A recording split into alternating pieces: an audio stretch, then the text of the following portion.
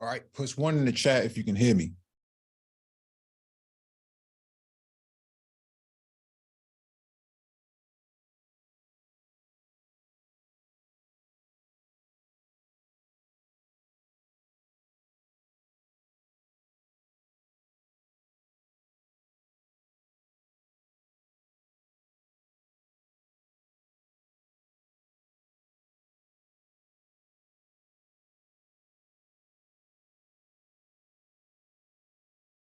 All right, got a confirmation from the chat. Thank you for the confirmation. Welcome back to the Black Brain Trust. This is episode 780, Black Politics. Please hit the like button as you come in, share the video if possible, and hit that notification bell so you get all the updates from the Black Brain Trust.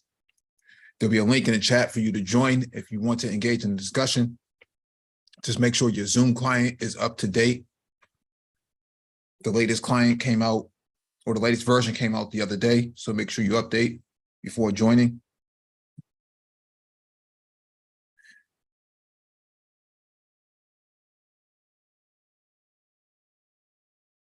All right, man, let's get started. A lot of things have happened in the last 72 hours that have shaken the ground politically across the country, and everybody around the world is watching.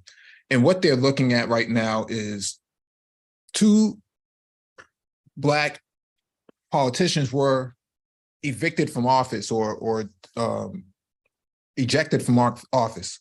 And what they were ejected for was one of the most egregious things I've ever heard of, accusations, okay? Let me share my screen so that we can get a rundown on what happened, okay?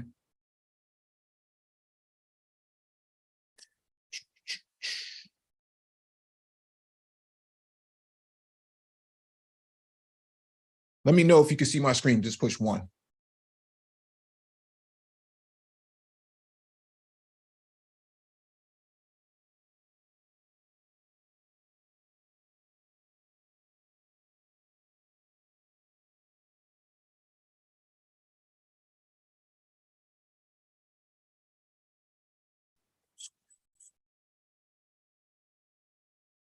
Yeah.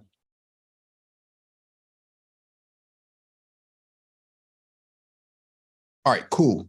Got a confirmation from the chat. Thank you. This is from Forbes. Justin Pearson could rejoin Tennessee State House this week after expulsion. Justin Pearson could rejoin Tennessee State House this week after expulsion. Joining Justin Jones, here's what to know. A Tennessee county will vote Wednesday on whether to reappoint Justin Pearson, a Memphis native and environmental activist, as a representative to the State House following his expulsion from the body last week. Though there are concerns the state legislature could retaliate if Pearson is reinstated. Here's the facts.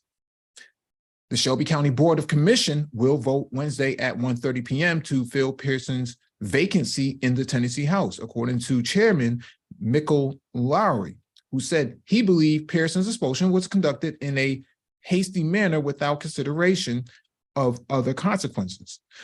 Though 4 of the county's 13 commissioners have indicated they would vote to reappoint Pearson. One commissioner said they would vote against his reappointment over fears the state would retaliate by pulling money from its budget intended to fund renovations to a trauma medical center. Let that sink in your head. Prior to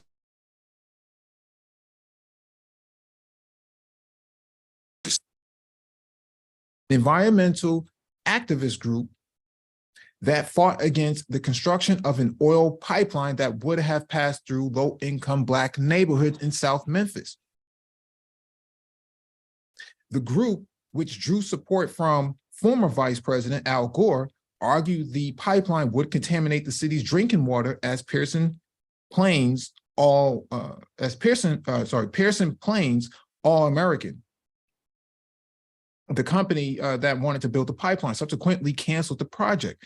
Pearson also advocated for new police reforms in the wake of Tyree Nichols' death in Memphis earlier this year, including legislation that would prevent police officers with criminal records from transferring between departments. Pearson was condemned by House Republicans after he decided to wear a black dashiki, a pullover associated with West African culture during his swearing-in ceremony in February. Republicans argued Pearson had violated the state legislature's rules for decorum and dress attire, and said if Pearson didn't like rules, perhaps you should explore a different career opportunity that's main purpose is not creating them. Pearson said he didn't know he would become an environmental activist prior to the pandemic, knowing he is now fighting every day for his nephews and niece to live in a world that is more than just one they are currently enduring as Black children. Tennessee's GOP-controlled House voted last week to expel 2 Democratic members over their participation in a gun reform protest at the State House the week prior. A 2/3 majority voted to expel Representatives Justin Jones and Pearson, while a vote to expel Representative Gloria Johnson fell 1 vote short. Johnson, who is white, told reporters she believed the difference in the vote count, quote, might have to do with the color of her skin. The expulsion votes have been condemned by a number of major Democrats, including President Joe Biden and former President Barack Obama, who said the votes were a sign of weakness. In a statement, Tennessee House Republicans said the expulsion votes were the only path forward because Jones and Pearson participated in disrespectful and deliberate efforts to disrupt the business of the House. Nashville's Metropolitan Council voted unanimously to Monday to reinstate Jones as council member. Delicia Porterfield called the House's vote a miscarriage of justice and egregious assault on democracy. So, miscarriage of justice. I think that fits in well with the same folks who are pro-life, right? What a play on words there. We got MOT on the panel as well. What's going on, MOT? Hey, what's going on, man? They could potentially lose the entire South over this. I mean, for me, put some volume on your mic, MOT. All right, can you hear me now? Yep. All right, so like an event like this cannot be defended by anybody. Mm-hmm. I mean, you can't just take people's representatives away. You can't. I mean, like, okay, so are we supposed to do a House vote and expose Vaughn Boebert or Marjorie Taylor Greene or any other person who they just don't like the views of? Like, no, they're representatives of a district. Right. And you just can't take away the will of the people because you don't, quote unquote, like somebody. Like, there's a lot of Republicans that I don't like, but guess what? I would never live in those districts either. And they deserve to have their representatives there. And if you look at the marches that this dude made, like, a lot of people don't understand, like, a lot of people are fed up with the Republican Party in the South. A lot of them are. And mostly whites are, especially when they go other places and they see how nice stuff is other places, and then they come back home. Yeah, man, like you stop, you start to put 2 and 2 together. And it just doesn't make any sense at this point to withhold funds from something else like a trauma center if a person doesn't get their way for exposing somebody from the House from having a voice. So you want to make sick people suffer potentially because you don't want a person to be elected in office. Yeah, for pro-life people. This is crazy. Let's go to the next article here. This is from Black Enterprise. Appalling GOP legislators threatened to cut funding if expelled Rep. Justin Pearson is reinstated. This is kind of a follow-up from earlier, but I just wanted to make sure we highlighted the 2 different sources. After Democratic leader Representative Justin Pearson was expelled for participating in the anti-gun violence rally, his GOP opponents have now allegedly threatened the district he represents. Huffington Post reports legislators have threatened to cut funding if he's reappointed. Pearson, who represents parts of Memphis, was expelled from the Tennessee State of House Representatives last week alongside fellow Democratic colleague, Representative Justin Jones. Representative Gloria Johnson also participated in anti-gun protests on the House floor following the school shooting in Nashville. Johnson, who is white, wasn't voted out. Quote, I think that it is appalling that leaders in Nashville would actually threaten other elected officials in Shelby County with the removal of funds from our county if they follow the democratic process of reappointment. Pearson said, it is a testament to the type of culture that we've been dealing with the supermajority of Republican legislators in Tennessee.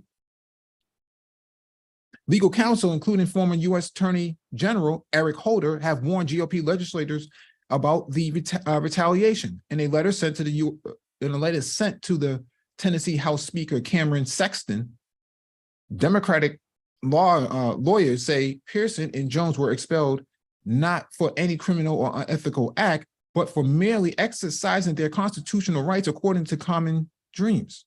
In so acting, the House Republicans not only wrongfully stripped these representatives of their rights as duly elected legislators, but also disenfranchised the voters they were elected to represent. After winning a special election to the seat in January, Pearson has been the subject of drama. He was ridiculed for wearing the dashiki on the Tennessee House floor. Republican leaders tweeted, if you don't like the rules, perhaps you should explore a different career opportunity. That's main purpose is not creating them. All hope is lost. All hope is at loss for the young leader. The chairman of the Shelby County Board of Commissioners announced that a special meeting will be held to determine whether Pearson will be reinstated to his District 86 House seat. So here's how they play games. Okay, this is how they play the game. If you participate in the democratic process, you will, as a Black man, you will be subject to all sorts of attacks. Okay, this was technically this was a lynching. You know, like Clarence Thomas says it was a high-tech lynching for him. No, this is a real high-tech lynching. Okay, in real time. They held, a political lynching, right? And so a lot of folks in this space didn't actually cover this, okay, with the exception of maybe Information Man and a couple other people. The vast majority of the space did not cover two Black men being lynched, within their own house, completely against the democratic process, the political process that we all use. And so you have to ask yourself, where are Black men in this conversation? Because for all the talk about being Black male first and second and third and whatever have you, I don't see anybody else covering it. The same people who are covering ChatGPT last week are nowhere to be found when it comes to this. Now let me advance the goal. Hey, Mike. What's going on, man? Hey, what's going on, dude? Hey, what's up, MOT? How you doing? All right. Chilling, man. All right, go ahead, Mike. Just finish up. I mean, I want to go in after you're done. Finish up. Go ahead. Yep. Now, this is a report from Citizens Against Government Waste. Report exposes misspent COVID relief funds in Tennessee schools. Okay, it's Republicans. The myriad of ways that school districts across the country have misspent COVID-19 relief funds is well documented. From athletic facilities to bird sanctuaries, tens of millions of dollars have been spent on projects that have nothing to do with student learning loss and other academic challenges that arose from the pandemic. In August 22nd, 2022, Beacon Center of Tennessee report spotlights how the Volunteer States School District have spent millions of dollars in relief funds on such unrelated projects. According to the report, Tennessee received $4.5 billion in federal elementary and secondary school emergency relief funds to help public schools weather and recover from the COVID-19 pandemic. The Beacon Center received material from public information requests issued to 12 school districts about the use of their share of these funds. Several districts use the ESSER funds for the construction of the future buildings under the guise of protecting student health, including against the COVID-19 virus. For instance, Cumberland County allocated $9,553,973 in federal money from the ESSER fund for the construction of a high school auditorium that will allow students to mitigate the spread of COVID-19. In Hamilton County, $25 million was set aside from the construction of a new building that allows for appropriate social distancing. The report did not detail how long the district expects social distancing among students to be necessary. In Shelby County, administrators justified giving schools $1,485,582 to facelift to make our district buildings in Weakley County cleaner and more efficient to prevent, protect, and limit the risk of COVID-19 to our staff, students, and guests. Changes include the renovation of the front office, flooring, and new paint on walls, doors, and trim at one elementary school. Likewise, Westview High replaced the flooring in its office and upgraded the sound systems in the theater and gym. Taxpayers can rest assured that students, faculty, and guests at these schools will be protected by the new paint, flooring, and sound systems that are surely COVID-19 resistant. Other projects paid for with relief funds don't even attempt to use the COVID-19 pandemic as a justification. In McNairy County, $233,492 was set aside for the construction of playground equipment at 5 schools, including swings, slides, climbing equipment, and a, quote, timberboard containment system. McNairy County also allocated ESSER money for STEAM equipment such as VEX robotics kits, in addition to Legos 3D printers and other technology. Although the official description cites learning acceleration as the justification for the purchase, it does nothing to explain how teaching kids to build and play with robots will help their decline in scores in basic subjects like reading, writing, and arithmetic. The rampant misuse of ESSER and other sources of taxpayer money by school districts showcases the need for stringent reporting requirements. Thankfully, one state is providing taxpayers with a comprehensive look at school spending. On November 5th, 2021, Wisconsin Governor Tony Evers, Democrat, signed SB 373 into law. All school districts in the state, quote, must make detailed information related to the receipt and the expenditure data publicly available on the district's website. Taxpayers should not have to rely on organizations like the Beacon Center to spend the time and money necessary to gain access to how schools have spent their money. Instead, states across the country should adopt Wisconsin's model and provide much needed transparency into whether school districts are spending money efficiently or if it is being wasted. Such transparency will bring abuses to light and hopefully prevent future instances of fiscal mishandling of taxpayer dollars. The Beacon Center's findings barely scratch the surface of the waste, fraud, and abuse present in ESSER funding throughout the nation's approximately 13,800 school districts. The amount of misspent funds identified in just 5 counties in the 16th largest state does not inspire faith that the tens of billions of dollars provided in the federal education funds for COVID-19 relief were used properly elsewhere in the nation. So what we know is that when Republicans have control of the money, your black ass ain't getting shit. You ain't getting shit. And no oversight. So you even see where it's going, and you have to depend on other agency to track down what actually is going on with the funds in their own state. That's a reason to be thrown out of actual state house, not keeping up with the actual federal government's money. If I was federal government, I'll track down every penny, And if I can't find 1 red cent, I'll start locking up everybody. Because these southern states do not spend the money on what they need to spend it on. Only thing they do, they turn around and give it away in tax cuts and just supplement those tax cuts with those funds that they just got from the federal government. That's always what they always have been doing in the South. Not just Tennessee, but Mississippi, Arkansas does the same exact thing. Same exact thing. Well, I bring up Tennessee because the withholding of funds as retaliation against the two Justins is kind of how they play ball, right? And so what else are they hiding, right, from Black people down there that Black people desperately need? They were willing to run a pipeline through the Black neighborhoods. They were willing to, take withhold funds for trauma treatment centers. What else are they doing down there? We now know from this report that they're also misusing COVID relief funds and not reporting it. So if you want to know why predominantly Black, oh, that's nothing. That's nothing. I've seen reports of $1 million on playgrounds, $10 million on football fields.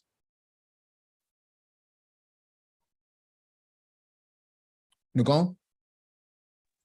Yeah, what you're also not talking about is some of that money that they're taking is going into some of these people's pockets, and campaign funds and certain kind of things that where monies are being misappropriated in some very troubled ways that nobody's really covering.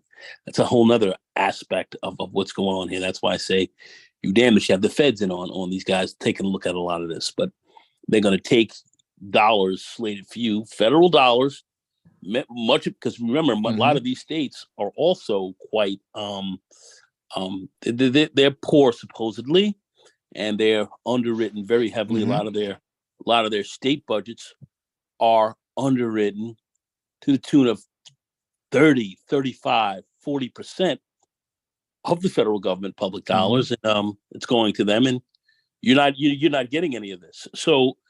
So when you look at what's really going on here, I mean, these are actual crimes as far as really I'm concerned, and we need to really look, and that needs to be looked into a lot closer. I know MOT is aware of this, of course, Mike, you are, but I just bring that up because this is a really very serious issue. So we should be talking about that. And what's going on here is a travesty. MOT did say something that he was absolutely correct. We talked about it earlier, and I was going to say the same thing, but of course, MOT hit the house to the park very early. This kind of stuff can flip really the South. And I just say these guys need to keep pushing the way that they're going, because they're going to galvanize a lot of people to really start to come out and make some moves on what these guys are doing, trying to literally hold democracy hostage and do as they see fit. And also, let's talk about it, Mike, dealing with misappropriated dollars. Really, this rabbit hole goes much deeper, and this is a lot of the obscenity that we see going on. This has to be addressed. I was disappointed at some people that I've heard the Manosphere comment on some of this earlier, like they're going after our gun rights and so forth, and going after these brothers. I was appalled at some of what I heard, appalled by it. But anyway, go ahead. Yeah, and it took a Democrat to actually put some legislation to the forefront, SB 7373, under Governor Evers in Wisconsin, to actually bring light to this, that, there needs to be some oversight here. And I think that people who want to say that, that party over there is good for business, I'm not seeing any of that reflected in any track record currently as it stands. I don't see anybody who can make that case on paper, and in practical application. I'm not seeing that. All I see is they hate the big government, but they take all the money from the big government when it's available, including DeSantis in Florida, who, when a hurricane hit down there last year, he had his hand out, and his hat in his hand, looking for shekels. Well, what I find very interesting, this article right here, because I just want to say this very quickly, but yet when they talk about small government over there, they have their small governments taking everything for themselves and doing nothing for a large majority of the people in those small government run areas. Make some sense. Yeah, government's so small you can put it inside of a tiny house, man. That's the way they like it. But let me share my screen again, because I think this also highlights, kind of segues into what we were talking about earlier, that COVID relief funds being misappropriated, fraud, waste, and abuse. This is from the Southern Poverty Law Center. For cruelty's sake, state of Alabama diverts $400 million in COVID funds to build prisons, leaving many in dire straits.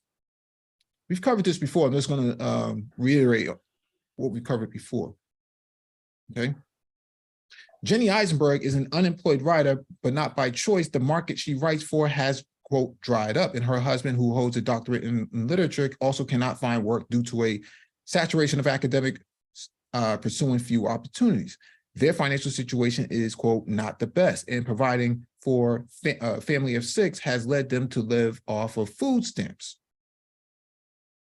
At the same time, states across the country are using their share of the $350 billion in state and local fiscal recovery funds from the American Rescue Plan Act to support families and businesses struggling from the impacts of the COVID-19 pandemic, to maintain vital services and to invest in communities.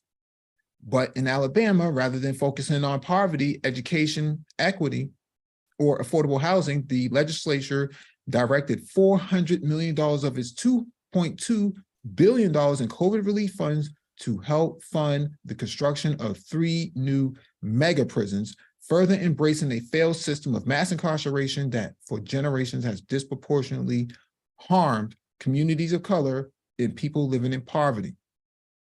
The fact that Alabama chose to divert about 20% of its COVID funding to build new prisons doesn't surprise Eisenberg, given Alabama's history of choosing incarceration over programs that fight poverty and potentially lead to less crime. Alabama is the 5th poorest state in the country, with nearly 17% of its population living in poverty. The government is being cruel for cruelty's sake, Eisenberg, 44, told the Southern Poverty Law Center.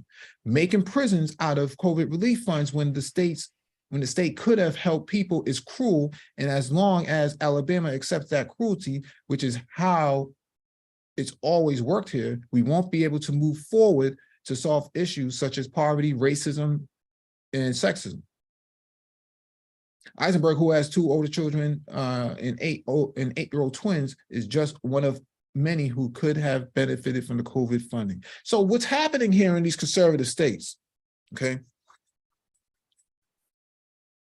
For all these Black people who claim to be conservative, they never tell you how the government is doing, right? There's no report card, there's no scorecard, there's no way to really measure performance in regards to progress, in regards to political engagement, okay? And so you take $400 million. You know what you could do with $400 million in this day and age? You know what $400 million does in somewhere like Jackson? You know what that does? You're talking about, a myriad of civil engineering projects that can be completed. You're talking about a variety of charging stations. You're talking about clean drinking fountains, public restrooms, people's rent being paid, first-time home buyer programs. There's a variety of things you could do with $400 million. And instead, these guys build prisons that they're going to put more Black men into. Make it make sense, man. But they're on your side, though. Unbelievable, man. So I just wanted to highlight that because I think there's a, for whatever reason, that party over there seems to have garnered this reputation that they're good for business. And everybody I hear say that, they never seem to really bring forth any sort of evidence that, that can cite, whether or not they what they're doing. I don't see it being done anywhere. How can Alabama be one of the poorest states in the country where spend $400 million on prisons, man? It doesn't make a whole lot of sense. That's wild, man.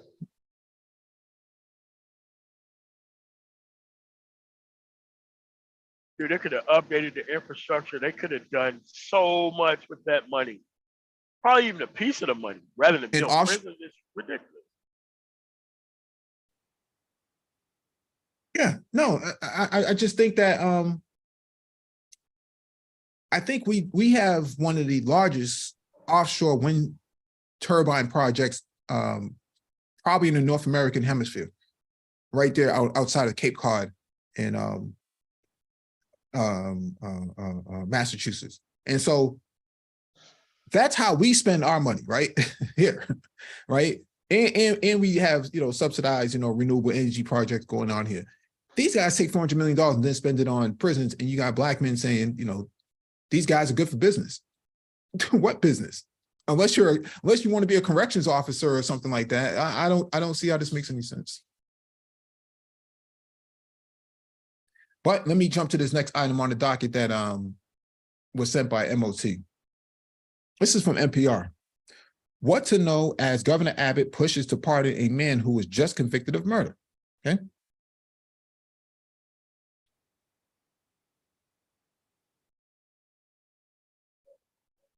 One day after a jury convicted U.S. Army Sergeant Daniel Perry of murder for shooting and killing Garrett Foster at a Black Lives Matter protest in 2020, Texas Governor Greg Abbott said he wants Perry to receive a pardon.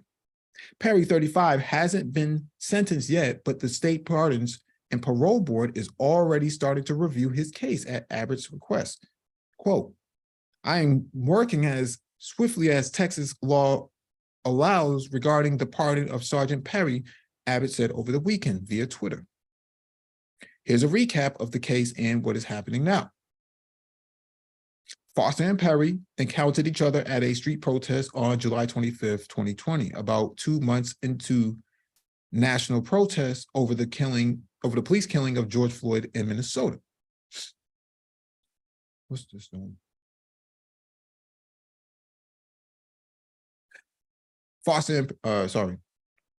Perry, who was stationed at Fort Hood, was in downtown Austin working as an Uber driver that night when he turned onto a street crowded with protesters, including Foster.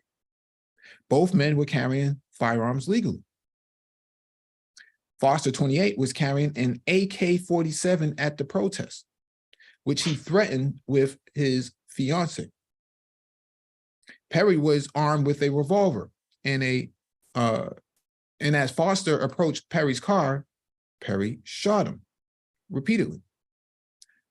Witnesses said Perry was driving dangerously close to protesters. They also said Foster didn't raise his weapon towards Perry, but the defense team said Perry feared for his life and that Foster had raised his gun. Prosecutors said Perry instigated the incident after running a red light. A Travis County jury convicted Perry of murder on Friday. The governor didn't go into detail about why he believes Perry should be pardoned, but he cited Perry's attorney explanation that Perry shot Foster in self-defense. Quote, Texas has some of the strongest stand your ground laws of self-defense that cannot be nullified by a jury or a progressive district attorney, Abbott said.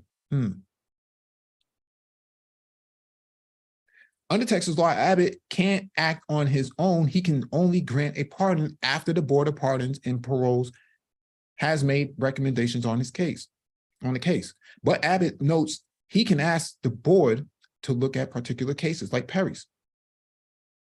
Quote, I have made that request and instructed the board to expedite its review. Abbott said, leaving no doubt about what he expects the outcome to be. The governor added, I look forward to approving the board's pardon recommendation as soon as it hits my desk. The Pardons and Paroles Board confirmed to NPR on Monday that it has received Abbott's request and is his recommendation for pardon. Quote, the board will be commencing that investigation immediately. The agency told NPR, upon completion, the board will report to the governor on the investigation and make recommendations to the governor. It did not provide an estimate of how long the review might take. Travis County District Attorney Jose Garza says it is deeply troubling that Abbott is intervening in the case, noting that the legal process around the case isn't yet complete. Quote, in this case, a jury of 12 listened to the testimony for nearly 2 weeks, upending their lives to painstakingly evaluate the evidence and arguments presented by both state and the defense, Garza said in a statement emailed to NPR.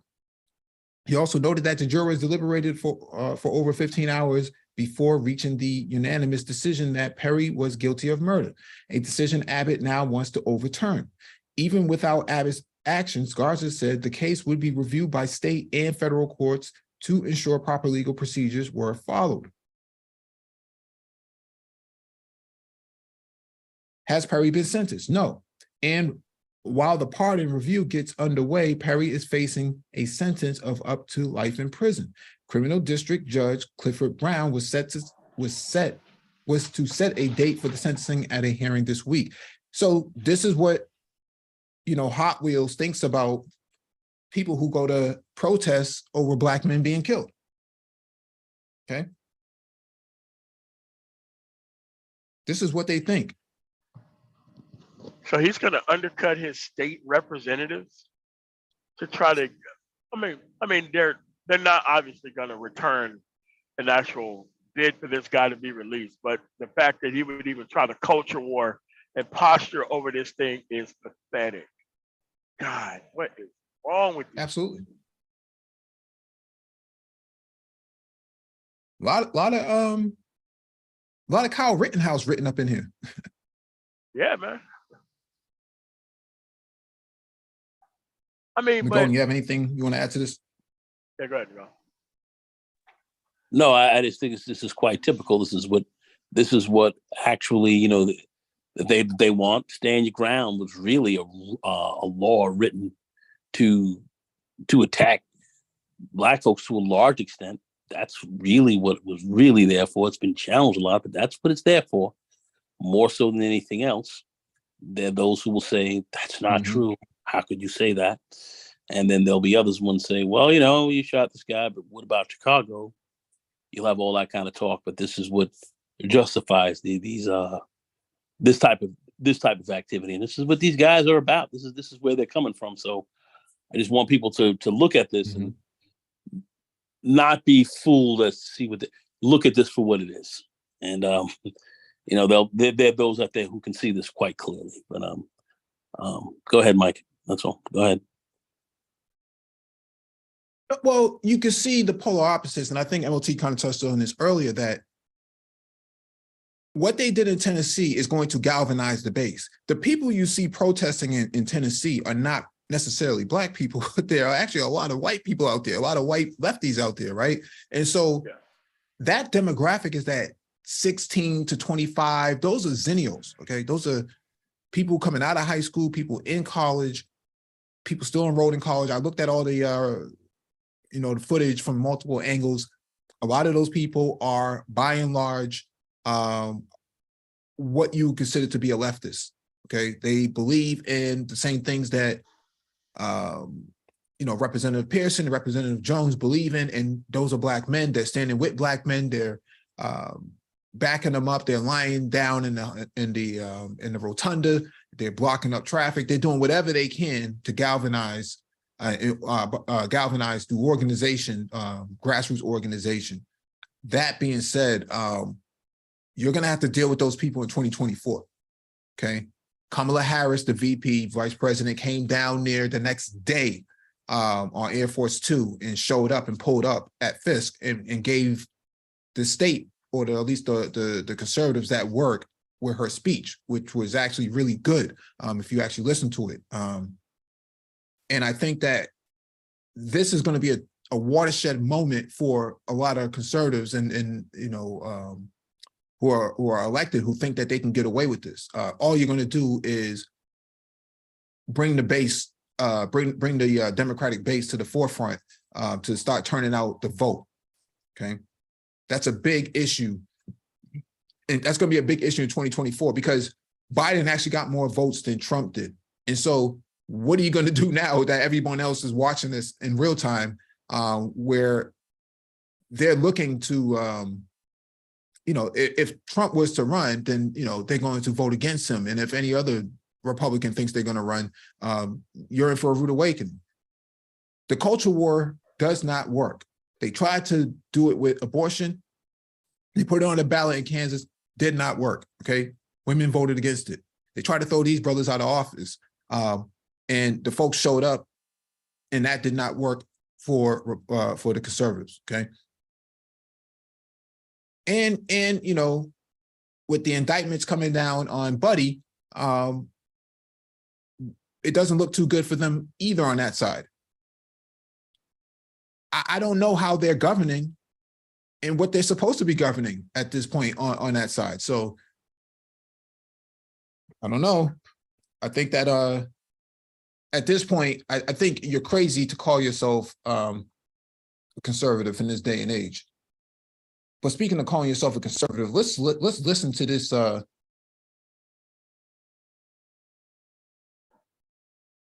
this discussion that was happening over on Bernard Riley.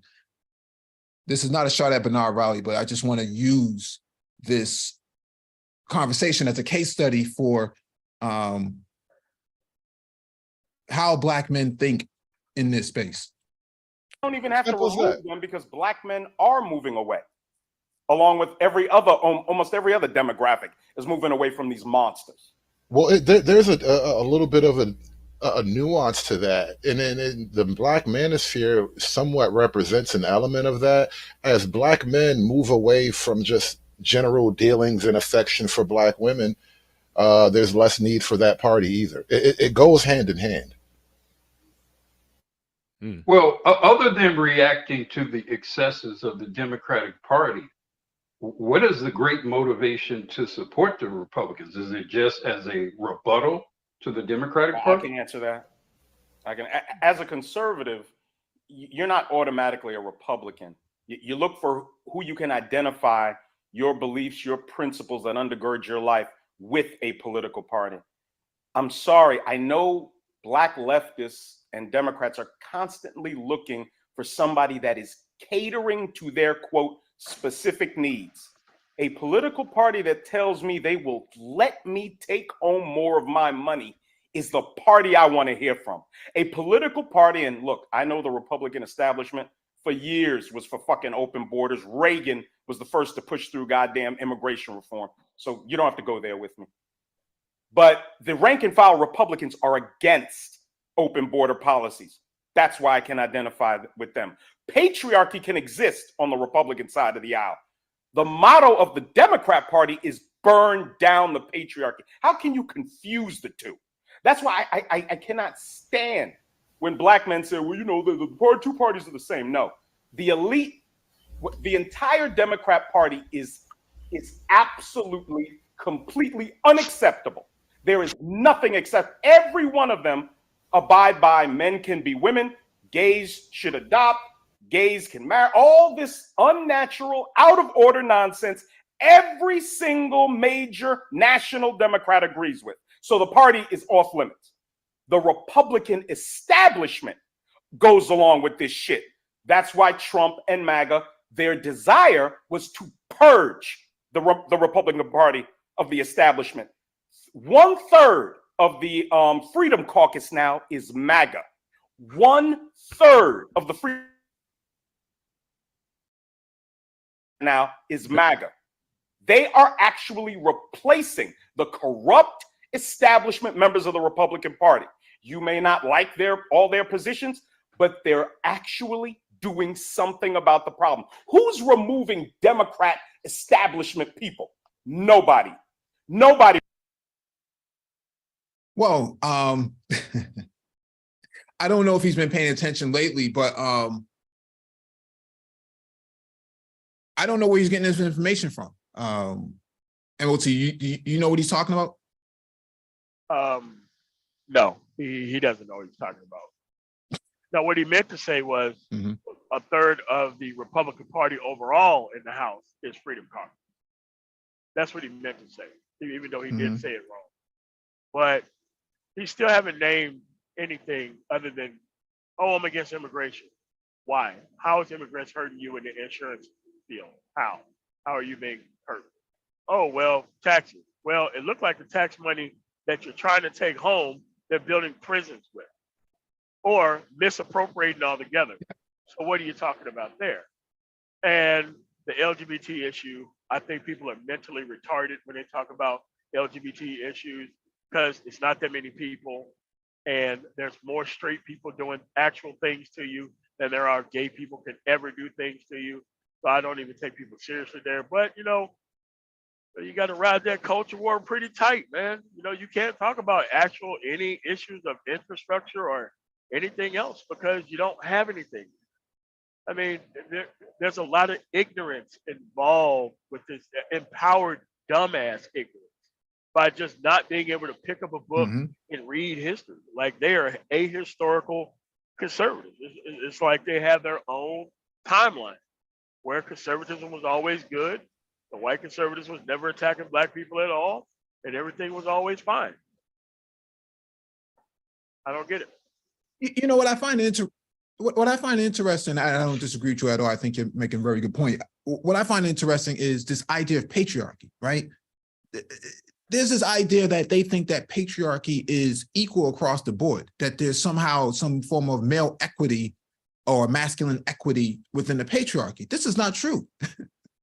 All those black men who came out of World War II in Korea and Vietnam were being lynched in their uniforms. How do you explain that? That was the patriarchy doing that to them, right? All of these child support cases that these guys complain about, yeah, that's the patriarchy doing that to you, right? Male run government, male run top down society, pretty much, determining, things like stand your ground, right? A whole white man could walk around and shoot you because he feared for his life, even though you have nothing to do with him, right? That's all patriarchy, okay? But these guys want this, and they believe that they have something in common with Matt Gaetz or Tom Cotton or, Newt Gingrich or something like that, and they're somehow going to share power with them. How's that working out for Tim Scott? Who have to co-sponsor most of his bills with Democrats and still get no Republican support for everything he do try to co-sponsor.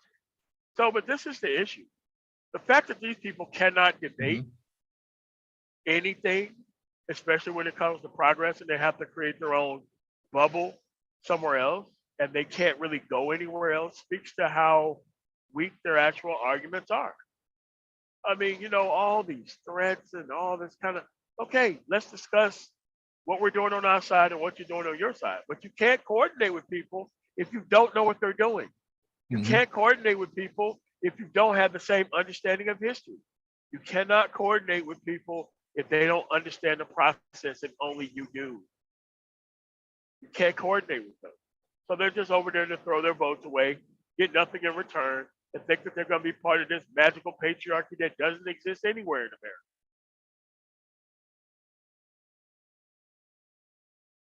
Let's play some more. It removes them. They're entrenched. They worked there for 40, 50 years and they're not going anywhere. Nobody challenges. Nate, I mean, put it aside. One thing in the mix really quick, because this came up in the conversation about just Pearly things, right? If any action is going to be taken to solve the problems that the Manosphere actually presents, do you really suspect it will come from the Democratic side of the aisle? Thank you. It's not allowed. You can't talk about two-parent households over there. You can't talk about patriarchy over there. You can't talk about marriage being between a man and woman over there. They'll throw you off the roof of the Coliseum.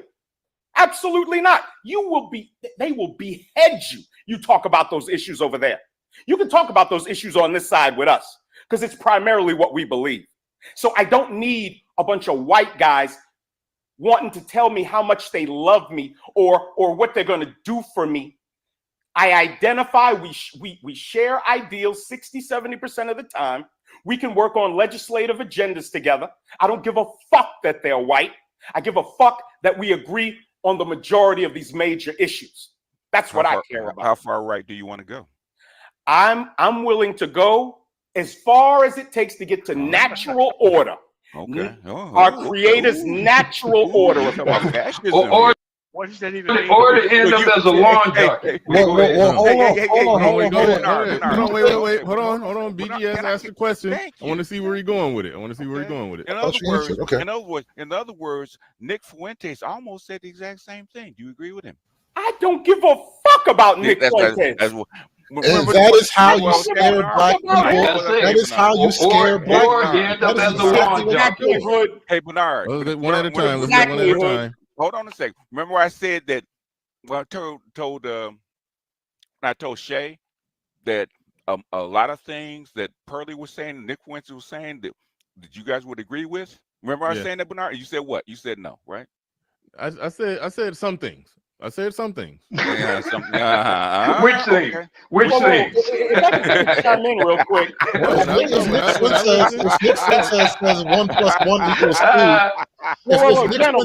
1 + 1 = 2, should I run away because he's racist? I didn't say that. Thank you. And also, I have a question for BGS. I'm talking to Bernard, right? Remember when I said that, Bernard? You disagree with me, okay?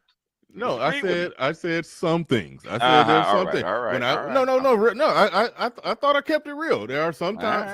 Can I keep it real? Bernard, hold on a second. Hold on. Let me just say this. I said there are sometimes when I listen to white nationalists or whatever the hell they talking about, there are some things that they say that I had to parse out. Like, okay, that's them being racist. But then it's some things that they say about black culture that lines up with a lot of things that I actually see and observe, but I think it's cultural. They think it's what the hell is that? I'm humming. I think okay. Hey, Bernard. Hold on. We're saying the same thing. Hold on. Okay, go ahead. The host is talking. Let me get this out. All right. Where I part ways with them, I think our issues are cultural. They think our issues are genetic, and we're genetically hardwired to do the messed up things that we do. I think we got a culture that we got to fix. So their observation of what they're seeing black people do, I agree with some of their observation, and I think there's things that we can fix culturally. That's where I'm at. So let me get this straight. He agrees with their observation of black culture, but he doesn't see anything wrong with the racism and everything else, right? That they have, all the aggression that they have towards black men. He doesn't see anything wrong with that. So he's willing to listen to them, but he's not willing to, have us on the panel and actually engage what he considers to be the left. No, I mean, make it make sense, man. I mean, but what you have to understand is it's meant to be an echo chamber. If they call this dude anywhere, they're going to destroy him. But there's so many ignorant people within Black America. As long as you don't make them take a side or make them be informed about what's going on, this right here serves as general conversation because there's no action to be done after this general conversation.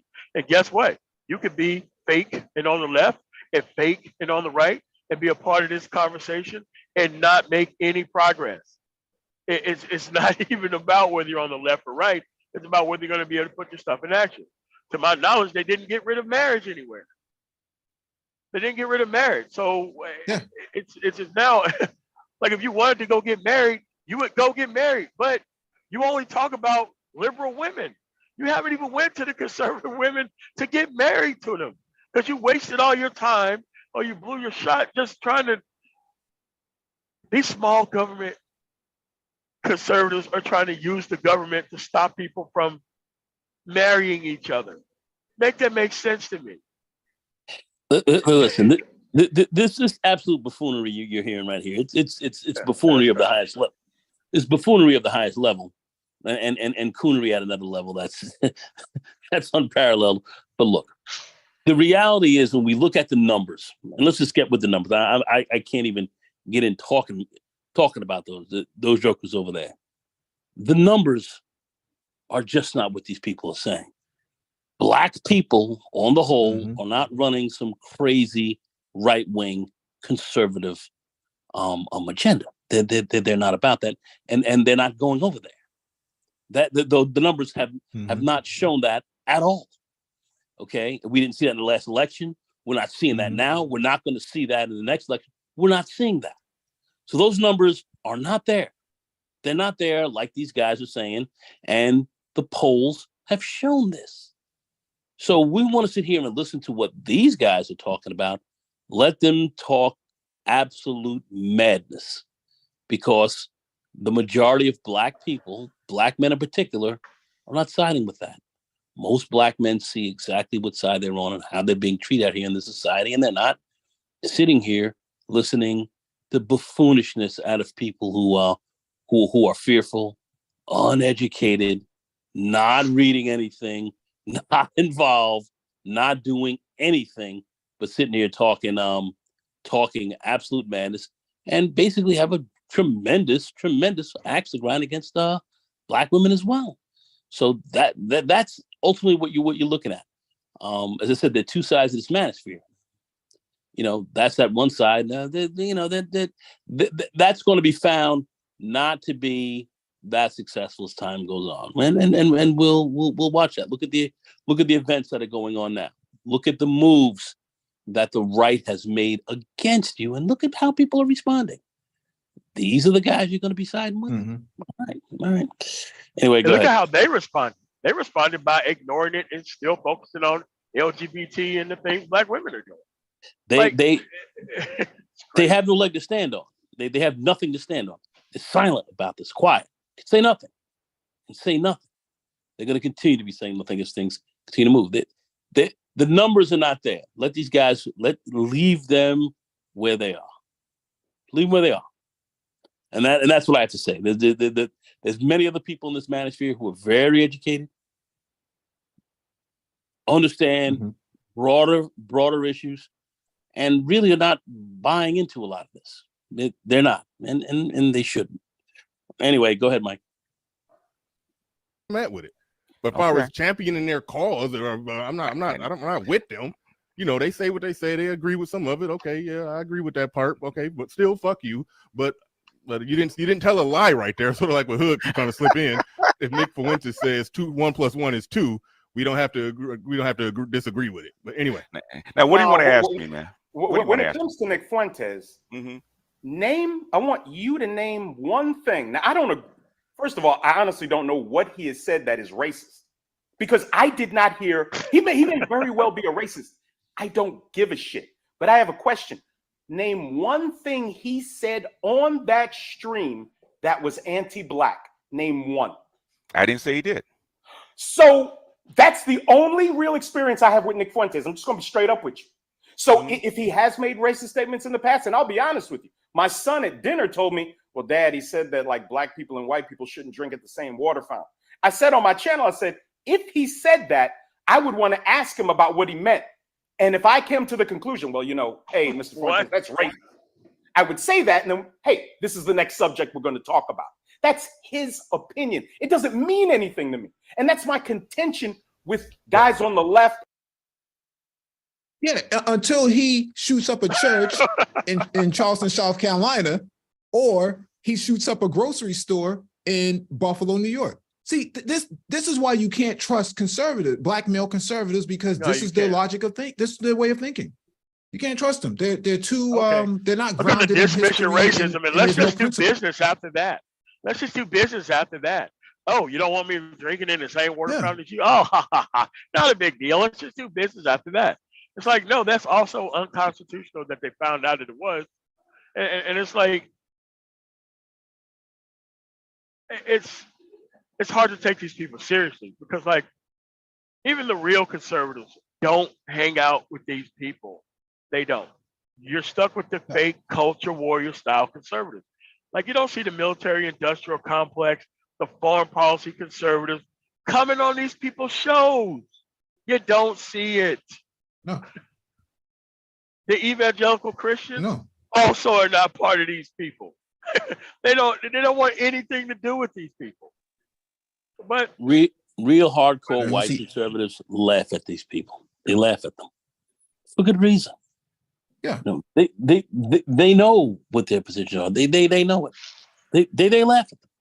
And I even heard some white woman on a program actually one of these shows call that out. Man, as long as they're not talking about us, man. But we listen to this stuff and we laugh at them behind the scenes. They laugh at you because they know what that means, and they know the position that they're taking against themselves. They laugh at them. So that's why I say I don't take them very seriously. People think that they're very dangerous. It could be dangerous if they were in very, very large, copious numbers, but that is not the case. That is not the case. You have, but you don't need a few who get out there. Well, you say you only need a couple, but really to really get this thing going, you're going to need a lot, and you don't have that. Anyway, go ahead. But what I'm saying is you only need one. You only need one person to really start something major, right? I mean, this guy went down to Charlottesville in Virginia, in 2017 and took his Dodge Challenger and mowed a lot of people down with it. That's the sort of outcome that comes from these conversations, right? Same thing with Kyle Rittenhouse. All you need is one yo-yo with an AR-15 to go out there and do some damage based on these kinds of conversations. When you have a guy like this joker right here, saying the things that he's saying, well, so what? He's a racist. Let's move on. What are you talking about? So on one hand, you're willing to move on from his racist rhetoric, but on the other hand, you want to chase, Cynthia G down, right? This sort of idea that he has to come in, he has to comment on everything that this woman does, even though she's not in the same state as him, but he's willing to sit down with a racist and have a beer with him and move on to the next subject. How does anybody do business with a person who thinks like this? Where's the integrity, right? What are black men really thinking, right? Let me play the rest blacks of this. and hoteps. Why do Say it again, MLT. I say you can only do this in a bubble and online. You step outside and do this stuff, they're gonna follow you back to your house, man. You're not gonna be getting away with this stuff. They're gonna ask you to provide some actual tangible. And you can't say that, oh, I'm over there on that side. I'm not organizing for anything, but I'm just gonna point my finger at the left. Like, nah, man, they're not gonna be going for that. Which is why black conservatism is never really taken seriously at all outside the church. Yeah. These people's opinion mean so much to you? Nate, wait a minute. Let me kind of take this into another direction, because I think you're doing what's expected, and I want to lean into it. I want to jump. I want to hit the bullet with my chest. Okay, that's what I'm going to do. I'm going to jump right in front of the bullet. Okay. If you had listened, and I mean the collective view, it's nobody in particular. If you had listened to the white man, right? If you had sided with the racist white man, you know who you would have in this country right now? Us and them. But you know who you have, because you got convinced that the racist white man was your enemy, and now you're getting outpaced by the Mexicans, by the Asians, by the other black people who not even on your type of time. You let everybody convince you that racist white man was your enemy, and now you're being replaced by everybody that you brought over here to help you fight the man. When if you'd have just learned to deal with him, it would have been you and him in America. That's it. Now you presume. Hold on a second. Well, I haven't had a chance to Bernard. speak. So Bernard. So if he can, Go ahead, BGS. If Shay Sade came on the panel, actually played that whole 3 hours of Fuentes and Pearl and stuff like that, how much would you actually disagree with? I actually haven't watched the full 3 hours. Maybe you should. Okay. It's hard to find nowadays. Hit me up. Okay. I'll hit you up. Send it to me. I watched some of you reacting to it. That was going to be my only source, but you couldn't even get through the whole thing because they talked for however many hours they talked. 3 hours. Plus your commentary. You probably only listened to 1 hour. Obsidian actually went through all 9 hours. I don't know if you want to. Holy shit! I'll hit me up. I'll send you the. That's like a fine-tooth comb. Damn, 9 hours. Yeah. Well, he did that just shitting on what's the name yesterday though, so that's not a shock. That's Obsidian, so Yeah, it doesn't do anything like quickly. My issue is this: Mm-hmm. how do you in particular? How do you exist in a space Mm-hmm. that promotes patriarchy, that promotes two-parent traditional households, Mm-hmm. that promotes black men heading up their households, being in control over their women Mm-hmm. and their Mm-hmm. children? And then from what I understand, because I've never really watched your content, but I've heard individuals like Ingram talk of me. You promote the left. You told niggas to vote for Biden. Again, I'm going off. I didn't tell niggas to vote for Biden. That's untrue. Okay. Because I didn't see you say that. I just heard. I never Just said ask him at Nate. How about you? Hold on, wait. Yeah, I was just about to say that. How about you ask him the question? He can answer it, and then you can move forward based off right from the horse's mouth. No problem. No problem. Do you want to know what I said right before the election? Sure. What'd you say? I said that I didn't think Biden had a shot in hell to actually win. Okay, that's what I said. That's not a statement of non-support. I don't like Biden, period. Okay, I never have. Okay. All right. Okay. For go all the way back to the crime bill and other such things. I remember you played the clip of the crime bill, and of the crime bill. That's why I never liked you. I mean, you played him basically making the case for the crime bill. He said a lot of stuff that I think that's from '94. He said a lot of stuff. He said a lot of downright racist stuff while he was marketing that crime bill. So I'm not a fan. Okay, I'm not a fan. I didn't think he had a snowball chance in hell, but I thought that Trump would lose because of the COVID bills, and he did. Yeah. Well, no, he didn't. No, he didn't. He didn't lose. I can't talk about it on Bernard's stream, but he didn't lose. No. Okay. Basically, it came down to because everybody I talked to, right, came down to whether he could actually get that last COVID bill passed. Okay. Because that's what everybody was looking for. Okay, if it wasn't for COVID, if it wasn't for this kind of stuff, I don't think we'd be looking at a Democratic win. Oh, that's right. It was a pandemic. Part of the reason. All right, we're not even get into the weeds of that. We're not going to get into the weeds of that. All right, but okay. That's a different topic. A component of the reason why we went through that nightmare was to destroy the Trump presidency. Well, the thing is that Obama killed that program. Okay, guess who reactivated the program? What program? The program that COVID-19 came out of, right? Oh, guess who reactivated it? I'm not sure. You're talking about the program that Fauci funded? Fauci didn't fund it. Basically, it was funded by the government. Fauci convinced him to actually reactivate that program. Yes, the guy that was put up as a superstar for everybody to look to and worship. Guess whose watch that is on? He doesn't even know what's going on. It happened under Trump. Under Trump. It could not have been. He agreed with it. He might not have liked the results, but he agreed with it. And what I want you to keep in mind, BGS, Trump had an FBI. Hold on. Don't let him get off that with that one. You mean to tell me I was about to go in on it. In 18 months, Trump made COVID? Is that what the fuck you want me to believe? No. In 18 months, he made COVID.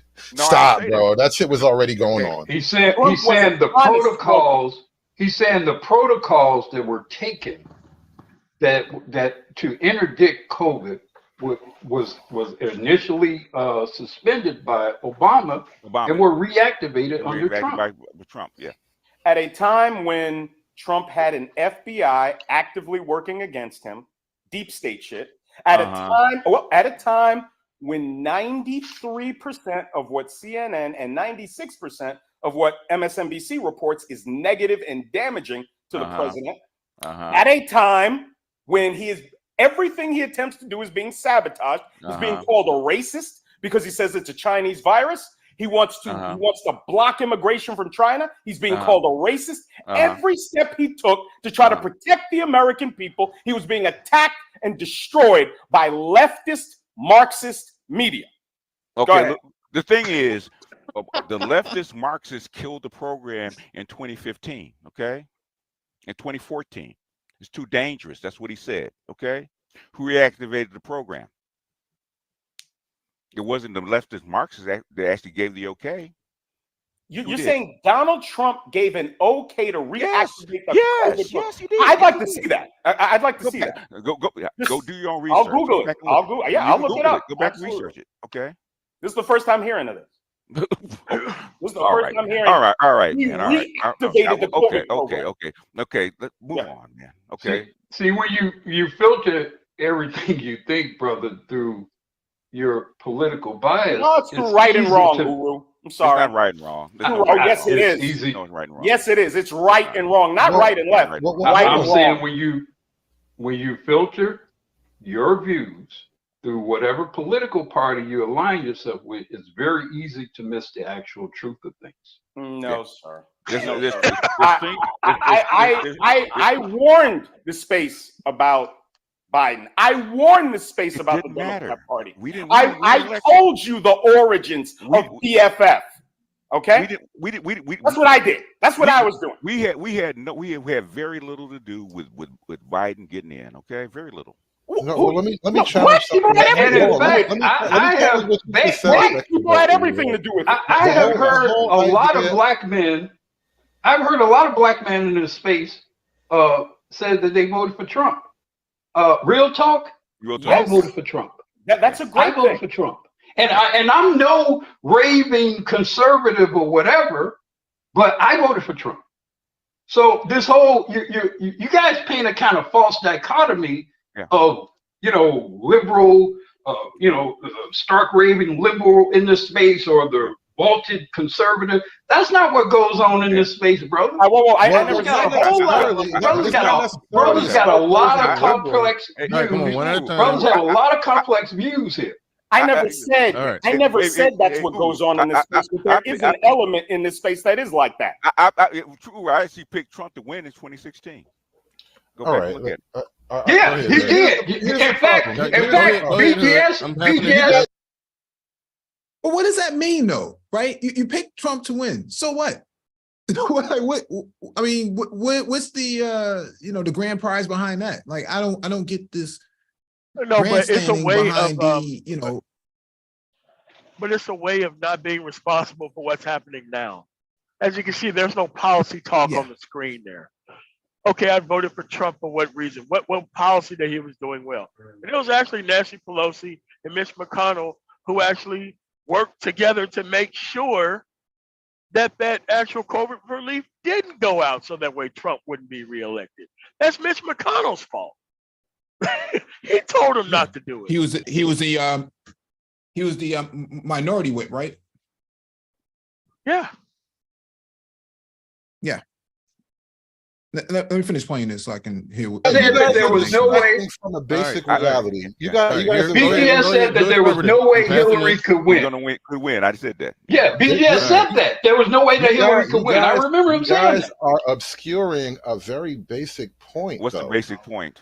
The culture, the day-to-day culture, the way we live our lives as Black people in America is a product of our relationship with the Democrat Party. And hold on, not only that, wow. The facets of Black life that people want to grow and support are celebrated by the Democrat Party. The things like when it comes to the single motherhood rate, I kind of said that wrong. Let me rephrase that. When it comes to the things that we complain about as Black men of the Manosphere, when it comes to the issues that we criticize as Black men in the Manosphere, the majority of those issues have some type of funding or direct moral support from the Democrat Party. So when it comes to something, whether it's abortion, whether it's yes, Reagan passed no-fault divorce, but the idea of single women in general being supported after relationships, that's feminism. That's the Democrat Party in general. And so when we say you have to break away from not so much just the party but the culture, the two go hand in hand. So you can't really do one without the other. You can't really. So how do you maintain your red pill reality as a Democrat? I'm not a Democrat. Can't. I didn't say you were. I was asking. I'm not a Democrat. And how are you against this gynocracy? I am not. Stray cat. Good. Ask the question. Let go ahead and answer it. It's not an accusation. I'm not calling you a Democrat. I'm asking you, how do you maintain your red pill reality as a Democrat? How do you operate? How do those two circles mesh evenly? If somebody's a red pill Democrat, how can you even be one? You want me to answer? You're gonna talk to me. It's up to you. Please answer. Okay, because I let people talk, and people want to talk through me when I'm trying to answer. I don't particularly like that. Okay, the thing is, a lot of Democrats, which are MRAs, MRMs, and those ilk, okay, are trying to, whether they like it or not, trying to go through the process of changing the laws and fighting it back and making things more equitable for people, for men. Okay? A lot of MRMs or MRAs are not Republicans, they're Democrats. Lots of them. I have a Say it question. again. And it falls along the lines of what Hood said, because It when just I first glossed came over to the that. States, I would ask this about you. What? You, from what I understand, you reside in California. Yes. Right? So you probably voted for one of the two parties, I would imagine. You've made your success in the space, from what I understand, railing against the gynocracy and aspects of feminism. Who have you voted for the past 40 years? Okay, when I was young in my 20s, I voted Democrat.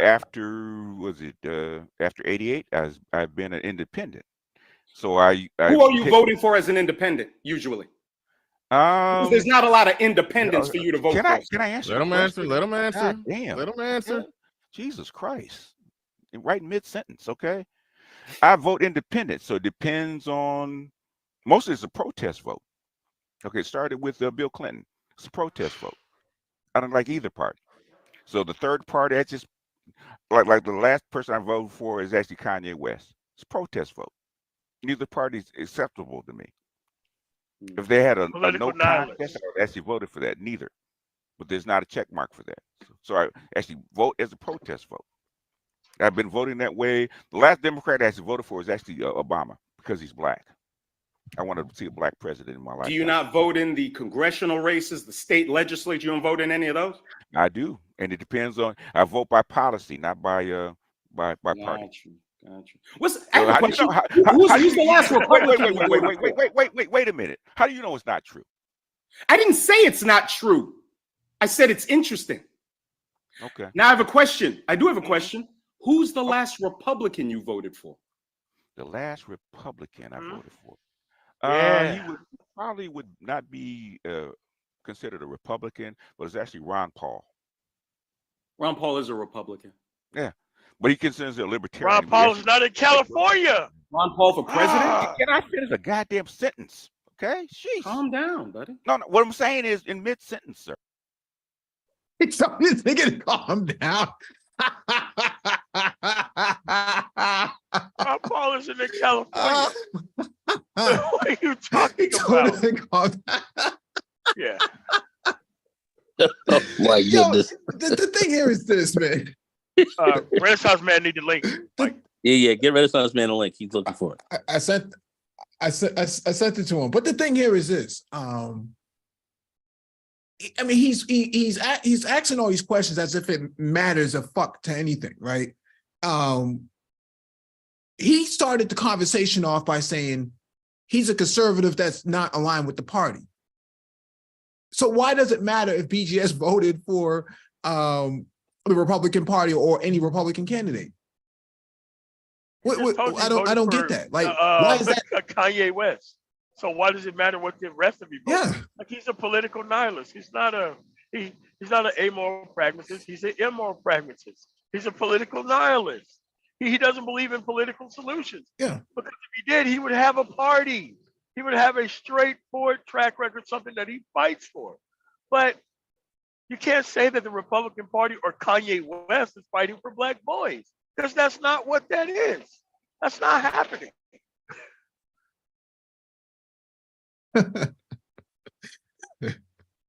I sent the link to Renaissance Man, so if anybody in the chat can actually repost the link, be greatly appreciated. Am I wrong, Bernard? I'm just following up with the question. I mean, well, you're doing a little ad lib in mid sentence. I mean, I didn't think it was completely egregious, but but yeah, you are ad libbing a lot. But go ahead, BGS. In other words, just like Bernie Sanders is a Democrat, but he's a socialist. Okay, he has it. No. This is where I have to intervene. That's not how it works, man. Bernie Sanders was an independent. He's a registered independent. When it was time to run for president, it was he had to choose a party, and that was the Democratic Party. This is the same issue that Trump had. Trump was never a conservative, nor was he a Republican. But when it was time to run for president, he had to run on a Republican ticket because he could not run as a Democrat. That's pretty much the straight and narrow of what's going on here. Attach himself to a party. I voted for Ron Paul. That's the last Republican I actually voted for. probably the only Republican I actually voted for. I think the question that In the to kind of bring presidential it back primary. to the Come on, man. manosphere, The the presidential question primary at in hand is California, of all places. Oh my God. All right. Right. like, one, what would be the general political direction of the Black manosphere? Like, do you really expect your political goals to land on the left or the right? And then two, are you willing to sacrifice your, let's say, your standing with the women in order to achieve those goals? Because ultimately that's what has to happen. If your political goals put you on the outs of the women at large, are you willing to make the sacrifice? I don't. Okay, you know the reason I actually vouch for women being in this space is because that's what you guys asked for. Obsidian, a whole bunch of others. Okay, I'm tired of trying to keep guys from running over to a woman's space to hear what they got to say. Give them a woman that they can actually listen to. If they're gonna be there anyway, they're gonna run over there anyway. They do it all the time. It pisses me off, but that's the way it is. They're gonna listen to women. So to get what you want out of this space from Black men, you're gonna have to include the women. It is what it is. Tell me something different. If you include the women, will the women's voice eventually dominate? Yeah. You have another option. That's the dilemma. That's the You have an dilemma. option. You have another option. That was kind of what this show was technically about, because the women, they do have a voice. And then something happened that I think most men in this space were kind of neutral to. Some people put their dashiki on, but most men was neutral to it. But the women, no, they wanted pitchforks and tiki torches. They wanted the men to go ride on her. Yeah. And in that, there was an element, even from the good ones, which I consider Shay Sade. It was an element of trying to dictate what men do, and I think we're doing. That's what I was trying to say. You don't. Yeah. I say I disagree with a lot of people and a lot of things that go on in Manosphere, but guess what? They have a vote, and you don't. You're not part of this. Yeah. We have. And we then, have to then there are the men. ourselves. There are the men that follow those women and do what they tell them, which are the men on the left, and then the men on the right reject this kind of nonsense. No, there's men on the right that don't reject that. Trust and believe. Unfortunately, that's not true. I'll be honest with you. The guys I know on that lean to the right in this space all reject this nonsense. The guys you know in this space that are on the right do the same shit. Okay. Well, BGS. No, I disagree. No. Let me tell you, Nate. I'll tell you why. I can tell you why that's somewhat true. Generally, it would not be true, but there is evidence of that, and this goes back to the conversation you and I were having before. When it comes to being on the right, you have to drop a lot of your political blackness. And so when it comes to this very issue, it speaks right to your political blackness. Like, oh, she said, what about slavery? And so it will kind of supersede all of your other right-wing logic. Well, but what right-wing logic is this guy talking about? You have to get rid of your political blackness just to be on that side? This guy's a clown. But I mean, this is the kind of stuff that these guys are running.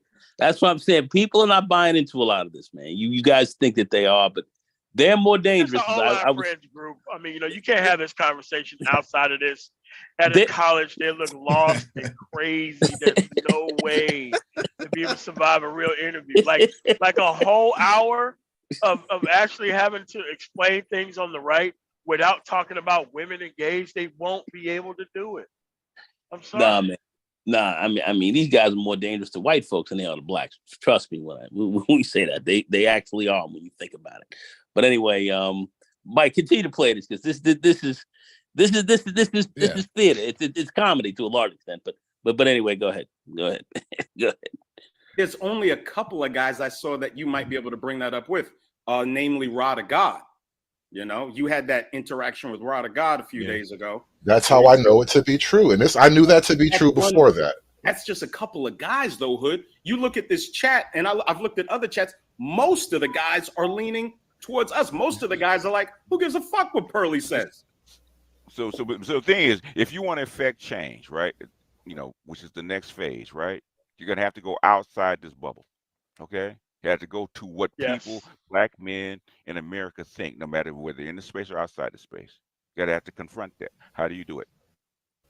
Well, that's exactly my point when I say you have to drop your political blackness, right? That doesn't mean you stop being black or you turn your back on your family, but there are a lot of, well, frankly, it speaks directly to the whole Pearl thing when she said, like, issues being overblown to keep you sort of manipulated or whatever. There are things you might have to just sort of let go of. So when it comes to getting a broader crowd, right? Nobody cares about reparations as much as black people. That shit doesn't sell as broadly outside of the black community, and you have to accept that. I'm talking about when I say broader, broader, even amongst black people, right? There's basically the right, as we call them, right? The right, the so-called patriarchal right, follows the exact same blue pill thinking that the left does. They just do it a different way. No, I can Yes prove and that. no. They really do. I mean, where is all of the real? Where is all of the real anti-feminist action of the right of today? I'll give it to you. I mean, when you remove all the rainbow stuff and all the really weird stuff, right? Where is all the anti-feminist stuff in the right? That's I mean, like, for example,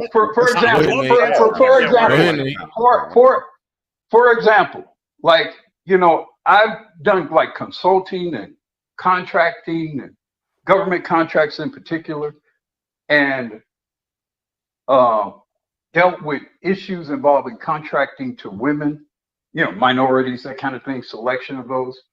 I saw a whole lot of government giving contracts going to white women, almost all of who was exclusively married to white men, and those people were Republican.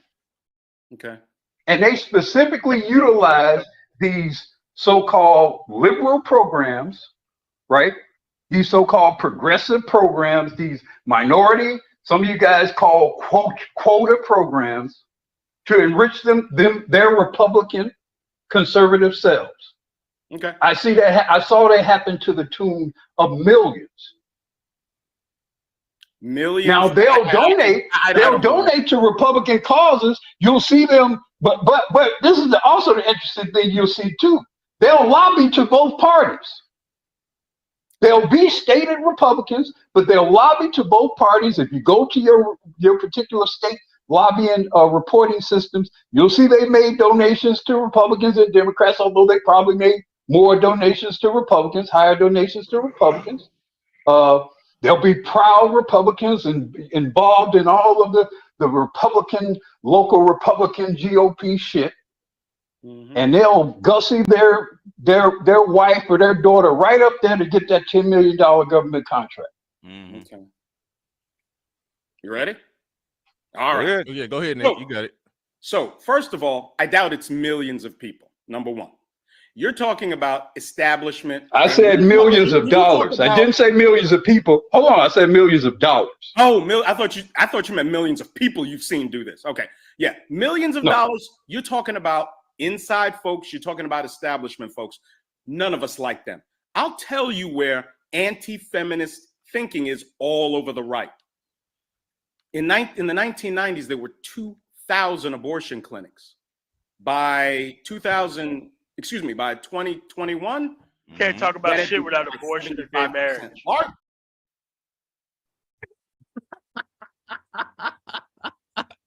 Everything always go back to I've abortion never seen anything. or gay marriage.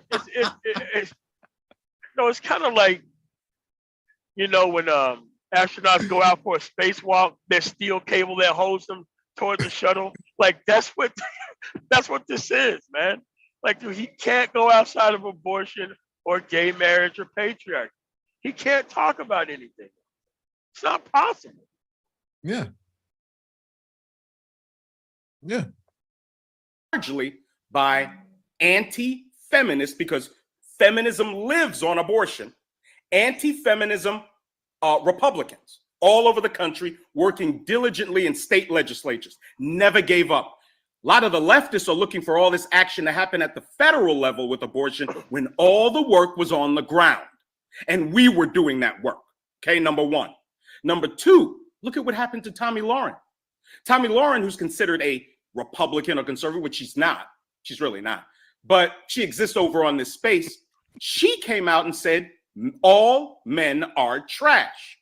Within 24 hours, that woman had to come out, capitulate, and make a nationwide apology to the men on leaning to the right side of the political spectrum, or her career would have been over. We don't accept that kind of bullshit. Meghan McCain, who's a feminist and for the most part a leftist, but calls herself a Republican, is a pariah in the Republican Party. Liz Cheney, a pariah in the Republican Party. What? So he's claiming to be down with all these people? That's why it doesn't make any sense. Yeah, I just There's a lot of feedback coming from somebody. Yeah, what he's saying doesn't make any sense. Yeah, I'm here. Can you hear me? Yeah, go ahead. The thing here is, Meghan McCain, she's not even a politician. Maybe me, Sarah Huckabee Sanders or something like that, right? All of these people that he's naming, he's saying that they're not really Republicans, or they're not really conservative, they're Republican in name only, they're establishment. What Uru is actually saying is this is happening at the civilian level. This isn't establishment Republicans. These are civilians doing this. And it's been going on for years. And so the idea that they're going to get rid of feminism and get rid of affirmative action, in reality, that's not true. They don't want to get rid of affirmative action if it's going to benefit their wives and their daughters. Why would they do that? So all the feminist ideas that you're espousing,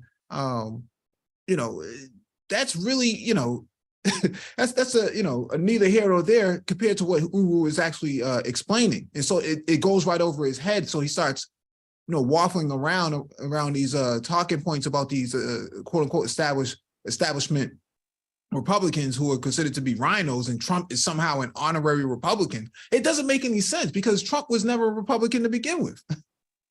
Well, he's also not talking about how the Republicans are losing nationally because of that very same issue. Like, he's completely ignoring Kansas and what happened there. And he's completely ignoring how, because of this recent ban from the judge in Texas on the abortion pill, how it's once again going to put abortion back on the ballot in 2024, which is going to contribute to Republicans losing again. Like, that's what he's missing in all this. And I don't see why he's really trying to claim to be amongst those people who are like, Liz Cheney had, or what Tommy Lauren had to apologize. I'm like, if it was a group of black men in mass and did that, she would not be apologizing to y'all. I'm just saying. But that's the, we were talking about this before you came on, but that's the masculine equity that these guys believe they have in common with white men. They think that patriarchy is a horizontal system, that it's going, if they vote Republican or GOP, then it would salvage the patriarchal system that they can be a part of, right? But that's not true historically. It's just not true. It's ahistorical for all intents and purposes. And so he's running on top of this, but it doesn't have any legs. Like Nicole was saying earlier, there's no way to prove that somehow a victory for Tom Cotton or Marco Rubio is somehow a victory for black men. It doesn't make any sense because there's no track record to really prove that. Tom Cotton, the same guy Tom Cotton, the same guy who, when they were trying to do criminal justice reform, was one of the senators or who was holding up, basically saying, hey, he doesn't want a jailbreak and letting a bunch of criminals out of jail. Like, I don't see how you can think that's a win for black men. It makes no sense. Or else Rand Paul with the anti-lynching bill, same type of nonsense. It's like, come on. Yeah. Greg Abbott, who's talking about letting off a former sergeant who killed a Black Lives Matter protester in Texas. Like, that's a win for black men. Who's married to a black woman on top of that. or in the Tennessee legislature that, I forget his name right now, the conservative who wants to bring back lynching. as a form of capital punishment. That was only last week. And was so what I'm saying here is, no, go ahead, Mike. I was just saying, and he was looked upon as a madman saying that. People looked at that. Some folks were appalled by this, but look at where this is coming from. Look at what side where this is coming from. Incredible. Anyway, go ahead. Yeah, but black men believe in this space, they believe they have equity with white men. But why are you in the predominantly black male space if that was the case? How come these guys don't have you on their panels? I don't see, Tim Pool or H.A. Goodman or any of those guys having you up on their shows or anything like that. They're not sharing their space with you. So how is it possible that you believe that, there's some kind of mythological patriarchy that you're going to salvage by voting GOP when I have not seen any piece of legislation that came out that these guys can actually hang their hat on that would be inclusive of black men. I don't know. I don't see it. I think I figured it out, Mike. Their idea of patriarchy is dealing with liberal women with no consequences. That's what they think patriarchy is. Mm-hmm. They actually think that patriarchy is dealing with liberal women with no consequences. Because they definitely not dealing with conservative women that's going to give them all these outcomes. They still talk about liberal women all the time. Yeah. All bought and paid for on the bullshit. Title IX passed under Nixon, who was no conservative. He's a piece of shit. So Rhino. He was a Republican. So they try to say not a rhino. Wait a minute. So who's the real conservative? Okay, so we have it on record. Trump is considered to be the real conservative. Well, I was going to say the other thing is you have to look at Nixon is the last Republican in modern history that got a large portion of the black vote. Yes. So that's the funny thing and all that is that when you start talking about black men voting Republican, they got behind Nixon. Well, but see, that's the whole thing. That's what I said before, that these numbers are not increasing. Nixon legitimately got 25% of the black vote. He got that. Nixon got it. That was the last president that we've seen get that number of or that percentage of the black vote in this country. It's the last one. One. Even Bush W, who had Colin Powell and Condoleezza Rice, in his administration, he didn't get as much. He got just about 20%. Those are the highest guys. And these guys said, we're increasing numbers. No, your numbers have steadily decreased since then. And it has not come up. That's what I'm saying. These guys, they don't know what they're talking about because you have to know the history. You have to understand it. Renaissance man, educated man, looks at numbers, reads, understands what the history is, understands this. But these guys who sit here on the right, babbling with their heads backwards, have no idea about this. And if they would take a very close look at the voting numbers, especially around in these states, even the red states, they will not see the numbers that they're claiming that they are, because they don't have enough. They haven't looked at it. They haven't looked at it, but they're here pushing a narrative. I get it. And the other thing with Nixon too is he was not your traditional as far as what he ran on to get that portion of the vote. He was actually seen as more progressive on civil rights than when he was running against, I believe it was Kennedy at the time. It's only basically till he refuses to help get Martin Luther King out of jail that you see one of the big swings away from Nixon. Coupled with Nixon did create things like the Office of Minority Business Enterprise, I think it is, as well as he created affirmative action. Yeah. So he did some very progressive things on race, at least in appearance. Now, granted, people would say it was underfunded, but that's how he garnered that vote. It wasn't through, if you let Little Big Nate tell, he'd probably say it's because of law and order rhetoric, which couldn't be any further from the truth. Well, no, but they did. No, go ahead, Mike. Go ahead. No, I was just going to say he did. Actually, go ahead. No, I was going to say he. I think maybe you were going to make the point. They did expand. That's where you really started to see mass incarceration of Black people really start from there. And he had some people out of his administration later on, John Ehrlichman and so forth, down the years actually admitted, what they were doing politically as far as castigating Blacks as being responsible for the heroin and everything else like that, which wasn't true, and started to really mass incarcerate you because it was a political ploy, because they were worried about your political power. So the Republicans were, along with the Democrats, they were concerned about your political power and how strong you were getting this. Of course, this was at the end of the '60s, moving into the '70s, and they ushered that in. But I just wanted to, just keep it clear, because the history is complex. There's a lot of there's some layers here. Anyway, go ahead, Mike. No, I was just going to say he's on record so far. He's a conservative who doesn't align himself with the Republican Party, but considers Nixon to be a rhino. Make it make sense, man. Everybody, Liz Cheney is a rhino. McCain's daughter is a rhino. Who else? Who else is a rhino today, according to this guy? But Trump is an honorary conservative and Republican. Right, 10, which is a family planning bill. Yes, it did. Yes, bill. it did. Yeah. Fuck Richard Nixon. Thank you. Whether that was also Poppy Bush too. What? The Bushes are satanic. All of them, from Prescott on up. All of them are demonic. I see. What? Oh, yes, so yes. who's a conservative then? Wait a minute. So okay. Wait. Nixon is rhino. Reagan, rhino.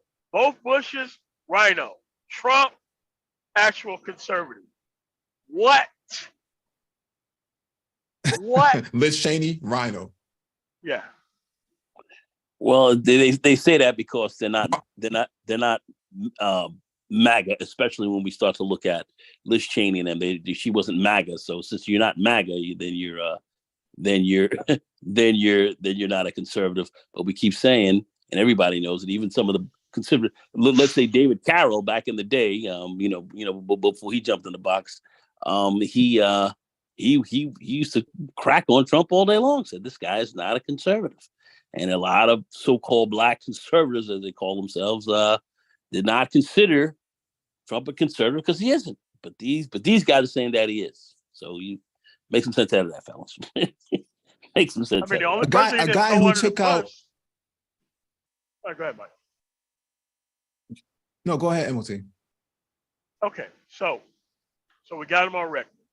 Okay, so he didn't say what Gerald Ford was, but Nixon, rhino.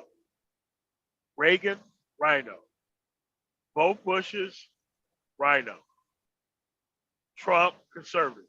So we go from Dwight D. Eisenhower, which he didn't say whether he was a rhino or not, and then we just go to Trump, the only conservative. So how was you a conservative all that time, and Trump was the only conservative president in 2016? So something not adding up, man. I don't toe a party line. Oh, really? My thing is conservatism. What? My thing is conservatism, not Republicanism. It sounds like it.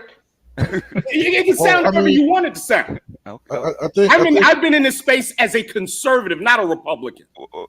Okay, what? But everybody else is a rhino, though. Everybody's a rhino.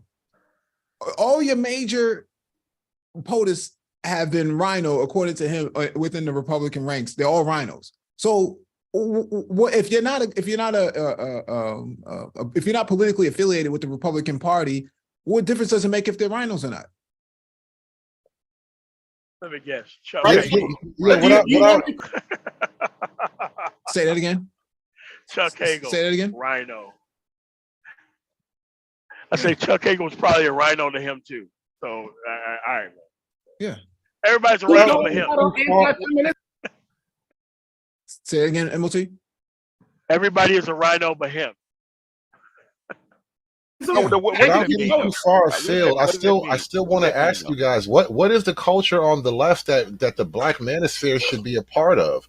Like, what is it about the left culture, politically or just socially, that the Black Manosphere seems to be in alignment with? Because whether we like it or not, we are making ideological arguments as to why that shit is not to be fucked with. Do you like what little? I think part of it. Wait, hold on. Let BGS. Do you like what little affirmative action that you get? You know, it's not what you should have gotten, but that you get. You like that? I won't co-sign that. I don't know how that's affected. So I don't know how that's benefited me directly as an individual. I don't know how that's worked for me. You don't. Okay, all right. I don't co-sign that one. But we don't what else co-sign it. Okay, so this is like the Clarence Thomas that got into Yale in affirmative action, and now he don't know what the fuck the affirmative action is. No, because I can say for a fact like how I got certain things in life, and it wasn't affirmative action. So they you believe in union contracts for unions? Believe in that? No? Not necessarily. No. What? Man, what's going on, man? This dude is out to lunch, man. This dude is so out to lunch. This is why they think this stuff is alt-right, because these women invite these clowns on and they think these dudes are the manosphere. I'm like, no, you invite on the part of the manosphere that actually solidifies your position as a strong woman by having these weak ass dudes around. Jeez. I mean, what kind of statement is that, man? I don't believe in union contracts. The fuck are you talking about? What are you talking about, man? So I guess you don't believe in the prevailing. I don't know if I guess. Let's believe in the union. Like it's a good idea in theory, but in practice, I don't know if I support that. Retirement benefits. You believe in that? Retirement benefits. That's a contractual obligation. No, that's actually a left or social policy. Okay, that's left. It came out of unionization. Benefit programs came out of unionization. 40-hour work weeks came out of unionization. I mean, all these basic kind of healthcare coverage, all that shit came out of unionization, man. Fair enough, and so I'm not saying that the left is all bad, and I'll grant you all that coverage, right? But I'm not going to say that everything. You ask why should what did black men and black manosphere get behind this on the left?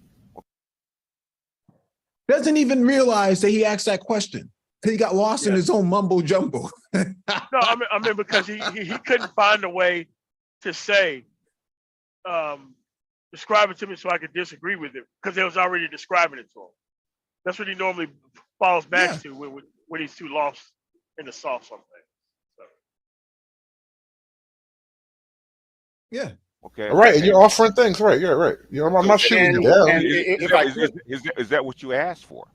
No, I'm saying, but I'm not shooting you down either. I didn't say you had a bad answer. I'm dealing with the answer. 40-hour work week. Okay, non-discrimination, right? Even the right to actually get federal loans, FHA loans, like everybody else for your houses, right? That's a lefty process, right? Okay, building I hear you. That kind of stuff is the lefty process. Do you want to go back to everybody paying for basic education? Do you like public education? Oh, right now, public education. I don't want y'all. I feel like y'all owe money. No, I'm not paying y'all. Y'all should pay us for what you're trying to do. No, I don't support public education right now. I'm talking about not right now. Do you actually believe in the idea of public education, basic education for children? Yeah. If I really had to put, I would say to some degree. That's a lefty to some thing. degree. It's a socialist. Well, can I speak?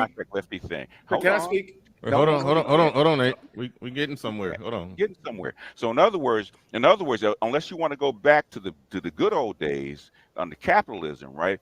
With the as Jack Ma calls the 996, right? Which is probably more like 9 to 9, 6 days a week with Sunday off, which is a version of what used to be the 16-hour days with Sundays off, back before socialists and the unions actually got involved, where your little 6-year-old had to be in the factory next to you working. You want to go back to that?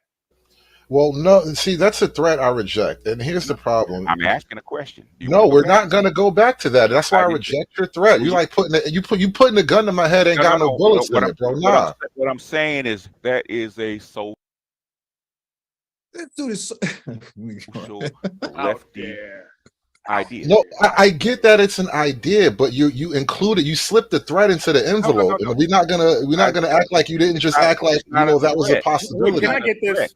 It's not a Can I threat. get Go this ahead, in? man. Okay, All right, go ahead. appreciate it. This is the problem with those beliefs. Okay. Okay. They start out. Those are great ideas. They start out to be, but then you get to the point where you have the layers of graft. You have tremendous layers of bureaucracy, theft. Medicare is 40% fraud. Okay. There is no money in the what is it called? Social Security Fund. It's all IOUs. So all these hold on, wait a minute. BGS, hold on. Yeah, you definitely laid out the reasons why black men should support aspects of the left. Now let's get to rebuttal. Go ahead, Nate. This is the problem. When you remove the element of competition and standards, which is what usually gets removed from government programs. That's why these people can work their entire lives substandard performance. No one almost ever gets fired from the VA. The problems at the DMV and all these other government agencies. Because there's not an element of competition. There's no since there's a trough of money that you can always pull from. Nobody has to operate with any standards. All right. And you got your layers of bureaucracy, graft, theft, and criminality. That's what usually happens. The teachers union. You want to talk about public education? They're putting transition closets in third grade classrooms. What's your opinion on that, BGS? I disagree.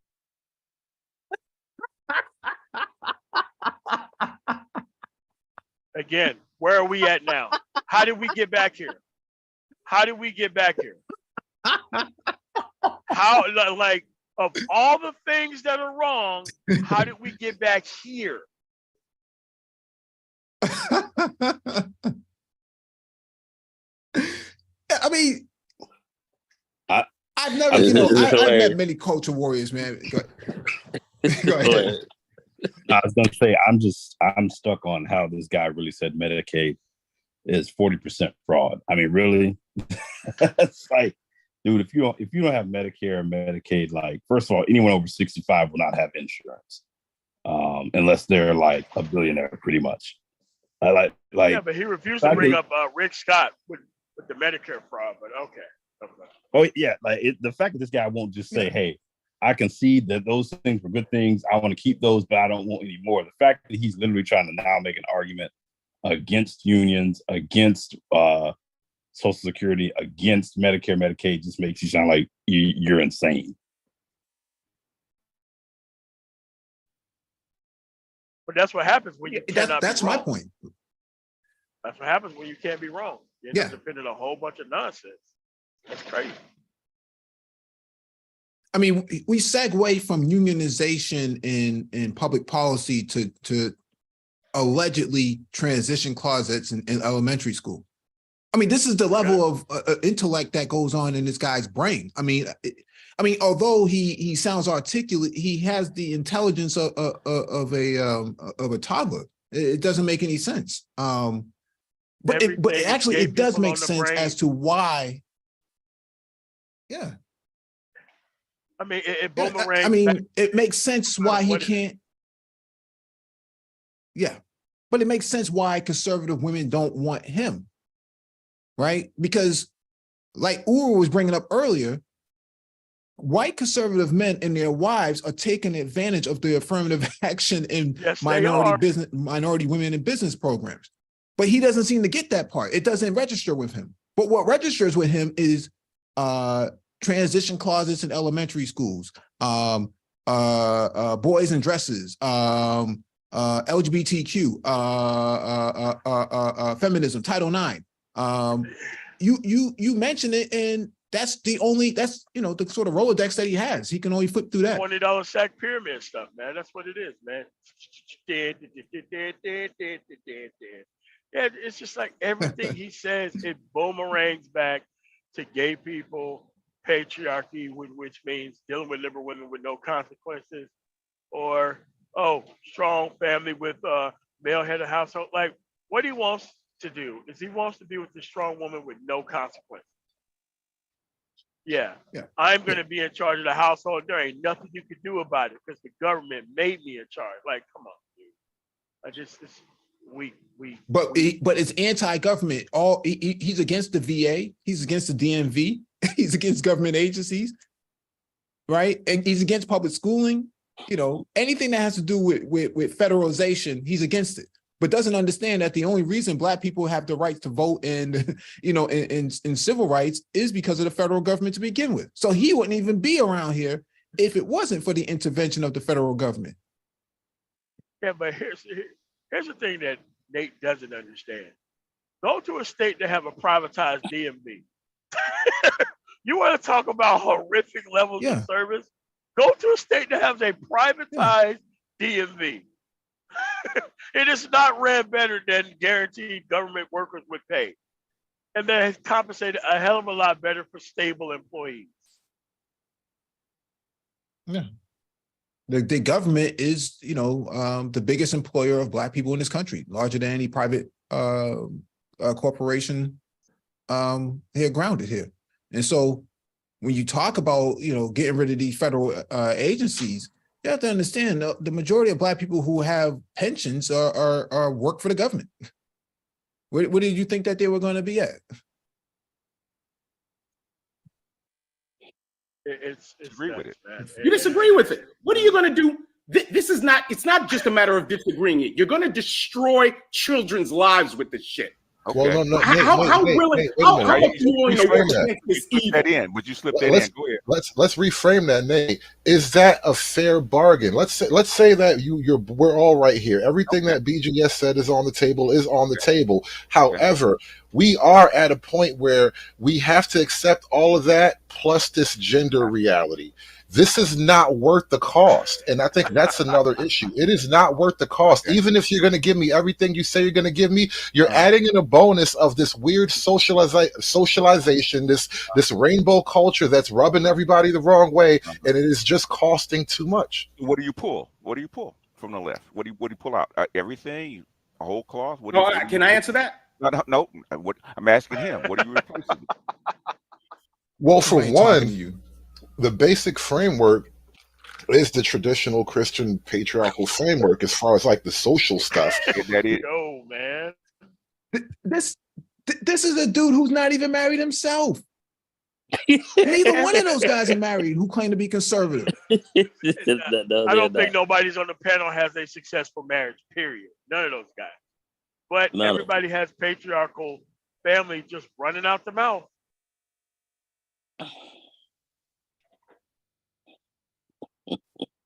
You got to make it make sense to me. I mean, people in the chat who are listening to this, make it make sense. How is it possible that three guys who claim to be conservative want to uphold these sort of Christian values of marriage, but they aren't even married and don't even have a conservative woman to choose from? How is it logical? How is any of that logical? I think it's child support payments. Crazy. Legally, and that is what? That is marriage traditional. The traditional marriage is the norm. Have you studied what traditional patriarchy actually is? We're talking about what traditional patriarchy in America is. That's a yes or no question. Even in America. What is so different then? In other words, basically, teach me, BGS. Own your children and your wife. Okay. Works for me. That's what makes me angry about what BGS just did, because he doesn't even know. Conservative doesn't even know what traditional patriarchy and conservatism is. So you have to feed him the information for him to give you an answer on something that he was not informed on. Okay. In the first place. But so he's standing on the idea. It's based on that. Whole premise is based on not knowing this what whole he entire wants. premise. Not knowing what he wants until you inform him on what the definition of what he think he wants. And you can only do this in that environment. You go to anywhere else, you're not going to be able to show up to a discussion and have your opposition define things for you because you don't know what you're talking about. That's not how that works. Nuts, man. Crazy. Okay, that's fine. It works for you. Okay.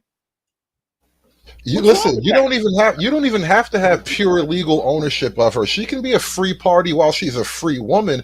But and the idea that you owned your wife is a little bit hyperbole in the sense No, that let's look at it. no, And not no, no, no, also, no, no, no. There was a reality to it. The idea of it is going back to a basic legal responsibilities. Once she becomes your wife, any legalities that she incurs are your legalities, It's right? your So problem. Yeah. that's why and you call it ownership, and that's a fair description of it. But let's explain why that is. So if you're going to put me in a position where pretty much as a man, I'm responsible for anything she does, then yes, legally I do have command over her. Now, I wouldn't argue with now, that. what part of Hold the on, hold on. Let him finish. what? Hold on. Let me ask him a question, related question. What part of the current Republican agenda is advocating for what you all are describing right now? the very essence of No, conservatism not is the that. essence, not the essence. I'm talking about some real, actual policy, plans, bills, or whatever. I mean, what Supreme Court pending How Supreme about Court the decisions? laws? So What, you're looking for pieces of legislation called patriarchy, really? Well, I'm yeah, That's not what he asked. That's not the question, man. That's not the question. So Where is the stupid, they don't know what he's legislation? talking about. Oh my God. Yeah, because it's over their head. It's intellectually over their head, and that's kind of the end of I- it. yeah, I'm yeah, looking for there pieces are. of legislation that is going to redirect the authority over families from this liberal female feminist society back to that of men. What part of a current political agenda, even at a state level, even if you're aware of some shit going on in Nevada or whatever of that sort, show me anything of that sort where the Republican Party, conservatives, the GOP is actively advocating for the return to those things. Oh my God. I don't need to show you a piece of legislation. How do you whoa. How do you See, now, I mean, I get it. So we talk about politics. We talk about politics. You're full of it. We talk about politics. He asked you a What happened, MOT? specific question Oh about my God. policy, and you couldn't do it.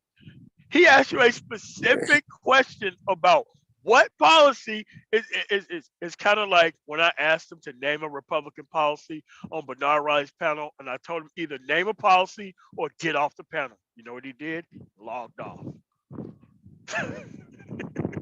When you talk about policy, man, these dudes are lost. They're nothing but culture warriors. It's nuts. Yeah. Let me finish playing the last 30 We're seconds. not talking about policy. Here we How go. do you- Let's We're talking talk about politics. And I have a policy. I will present you, Go ahead. gentlemen, Go with ahead. policy. In several states right now, there are. Matter of fact, they are in Tennessee, running up in the Capitol building because the Republicans are passing anti-transgender laws, Thank and you. the Democrats are damn near running insurrections against the Tennessee state capitol. What is he talking about? This is the misinformation that we're trying to fight back against, right? We know that there were Republicans who were dressed up in drag over in Tennessee. What are we talking about here? What's going on here, right? And so he has to spin it so that it deflects from the poignant question that Black Uber Strikes makes. What legislation is being proposed that by the Republican Party that purports anything that you're talking about?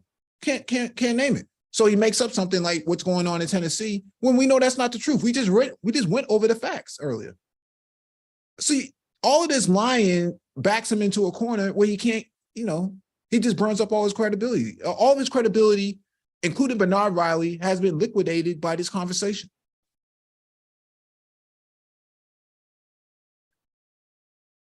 Renaissance man, you were gonna say something? Oh, he's gone. All right. in support of their transgenders. These are the differences in the culture. You asked me about laws. I'm telling you, they're putting laws. No. The patriarchy doesn't believe in your weird gender, sir. That's what. If you don't give them a specific, I didn't say anything about. We're not going to respect. I didn't say anything about gender. You asked me what the patriarchy is doing. You asked me what the patriarchy is doing. The patriarchy is defending the gender boundaries because these Democrats don't know what the fuck gender is anymore. No, that's not. Yeah, and your Supreme Court justice. Your Supreme Court justice doesn't know that she's a woman. Congratulations. Well, let me ask this question. You guys are playing fast and loose with the terms of this debate. Doesn't know she's a woman. All right. Hold on. Let me ask this question. Okay, with everything that BGS laid out that supporting the left on how that will help black men, if also coming along with that is things that support feminism, things that's going to basically subsidize all the actions and behaviors that we talk about in this space that is further fucking up the community. Like if coming along with it is all that stuff, I mean, is there a balance to where you say, well, it's not worth it if we got to bring all that stuff with it to get whatever benefits is going to come from the left? There was where the black pill idea came from. The insults actually used. It's actually an anthropologist actually put it up in a red pill post, right? If you have to change the environment to actually go back to what you think of as non-feminist. Feminism is actually an effect and not a cause. It came out of the Industrial Revolution when you had to put women and children into the factories in opposition to the husband. That's where it initially came from. The tender years doctrine and all this other stuff where women had control of the kids and stuff like that. That's where it came from. So you telling me the first? Are you saying the first feminist writers were chicks from the coal mines? Really? That's what we're to believe. The first feminist leanings were chicks from the coal mine. That's who wrote the first creed. No. Actually, he didn't say anything about that. But when you have attention deficit disorder, man, you kind of respond in that way, man. And so being a conservative, let me just close this out, man, because what he's saying doesn't make any sense at all. It's hard to. I mean, I have to be honest, man. I think a lot of these guys have learning disabilities, and the learning disability, including attention deficit disorder. I think some guys in here may have Alzheimer's, dementia. There's a myriad of issues that you can hear on these panels when guys claim to be conservative. And so the Manosphere Southern strategy is to baffle you with more BS in order to justify their place within the space of men. And they think that patriarchy is flat and horizontal, that it can be equally distributed amongst other men by the actual men that don't like you, including we're talking about white men historically have not done what they're asking in that regard. So where were they getting all these ideas from? I think that there's a lot of guys in here who have a man crush on white men, on the social aspects of white men, and they want to be like John Wayne, or they want to be like Clint Eastwood, or they envision themselves being like Trump. It's really strange to hear men waffle around like this and say all these things that are just not true. Nixon was a rhino. He wasn't a real Republican. What? Reagan was not a real Republican. The Bushes were not real Republicans. So who's a real Republican? Liz Cheney's not a real Republican. Dick Cheney's not a real Republican. McCain is not a real Republican.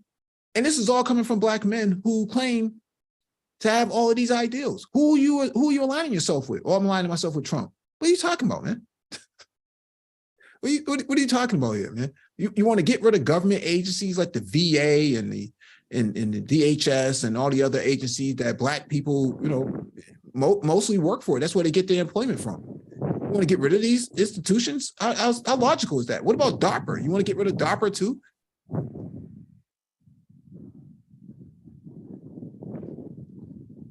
And so go ahead, MOT, if you got something to say. It's just too much. I mean, this is just the lengths of how much you can get away with when there is no competition, none whatsoever. And you have so many dumb ass people who don't want to be involved with the political process, who want to outsource everybody else's hard work during the political process and tune into this and want progress all at the same time. Like, dude, I cannot even deal with people like this. Like, we had somebody who tried to enter our circle 3 weeks ago when I went home. And this person walked in the door with this yuckity yuck stuff. Dude, we threw him right out of there, man. Like, no, dude, like you don't have enough to be here. Oh, well, I'm kind of in the middle. I'm like, yeah, man, we kind of in the middle too. In the middle of throwing your ass out of here, man. Get out of here. Like, and this is what poses as actual political conversation to these people. They're always doing it. They're always keep doing it everywhere you go because the political ignorance is so high. They always tend to either be deliberately running for Republican interference or being straight up on some nonsense like this.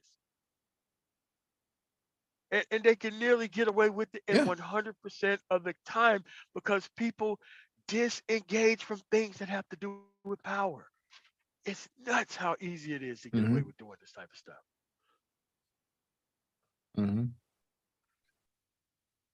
Yeah, and you know, this has become the new sexy for 2023, you know, posturating around, you know, talking about who's a rhino and who's not being a part of any political party, but call yourself a conservative, but ask everybody else, who, you know, when's the last time you voted Republican? Well, I thought you wasn't a Republican. Why does it matter to you who he voted for, what, you know, whether or not he voted Republican? It doesn't make any sense. It's just, you know, the Manosphere has turned itself into a roach motel.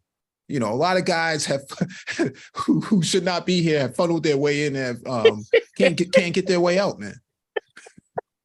That's what the Manosphere has turned into. They brought these bed bugs with them, and now we got to deal with this shit. Oh, yeah, Manosphere is one big roach motel, man. Complete roach motel. All right, man. Any last thoughts, man? Nah, man, dude. At this point, if you're running Republican interference or you're in the middle, you just not to be taken seriously. So that's it for me. So thanks for having me on, man. Good all right. Hey, thanks for coming Mike. up, man. Hey, Mike, man. Thanks for inviting me. Thanks for inviting me on, man. Thanks. All right. All right, man. Thank everyone for for joining us tonight, man. I really appreciate it, man. Please hit the like button on the way out if you can, and share that video, and hit the notification bell so you get all the updates from the Black Brain Trust. The Black Manosphere has become a roach motel for culture warriors. We can't get them out now. That's what it's turned into, man.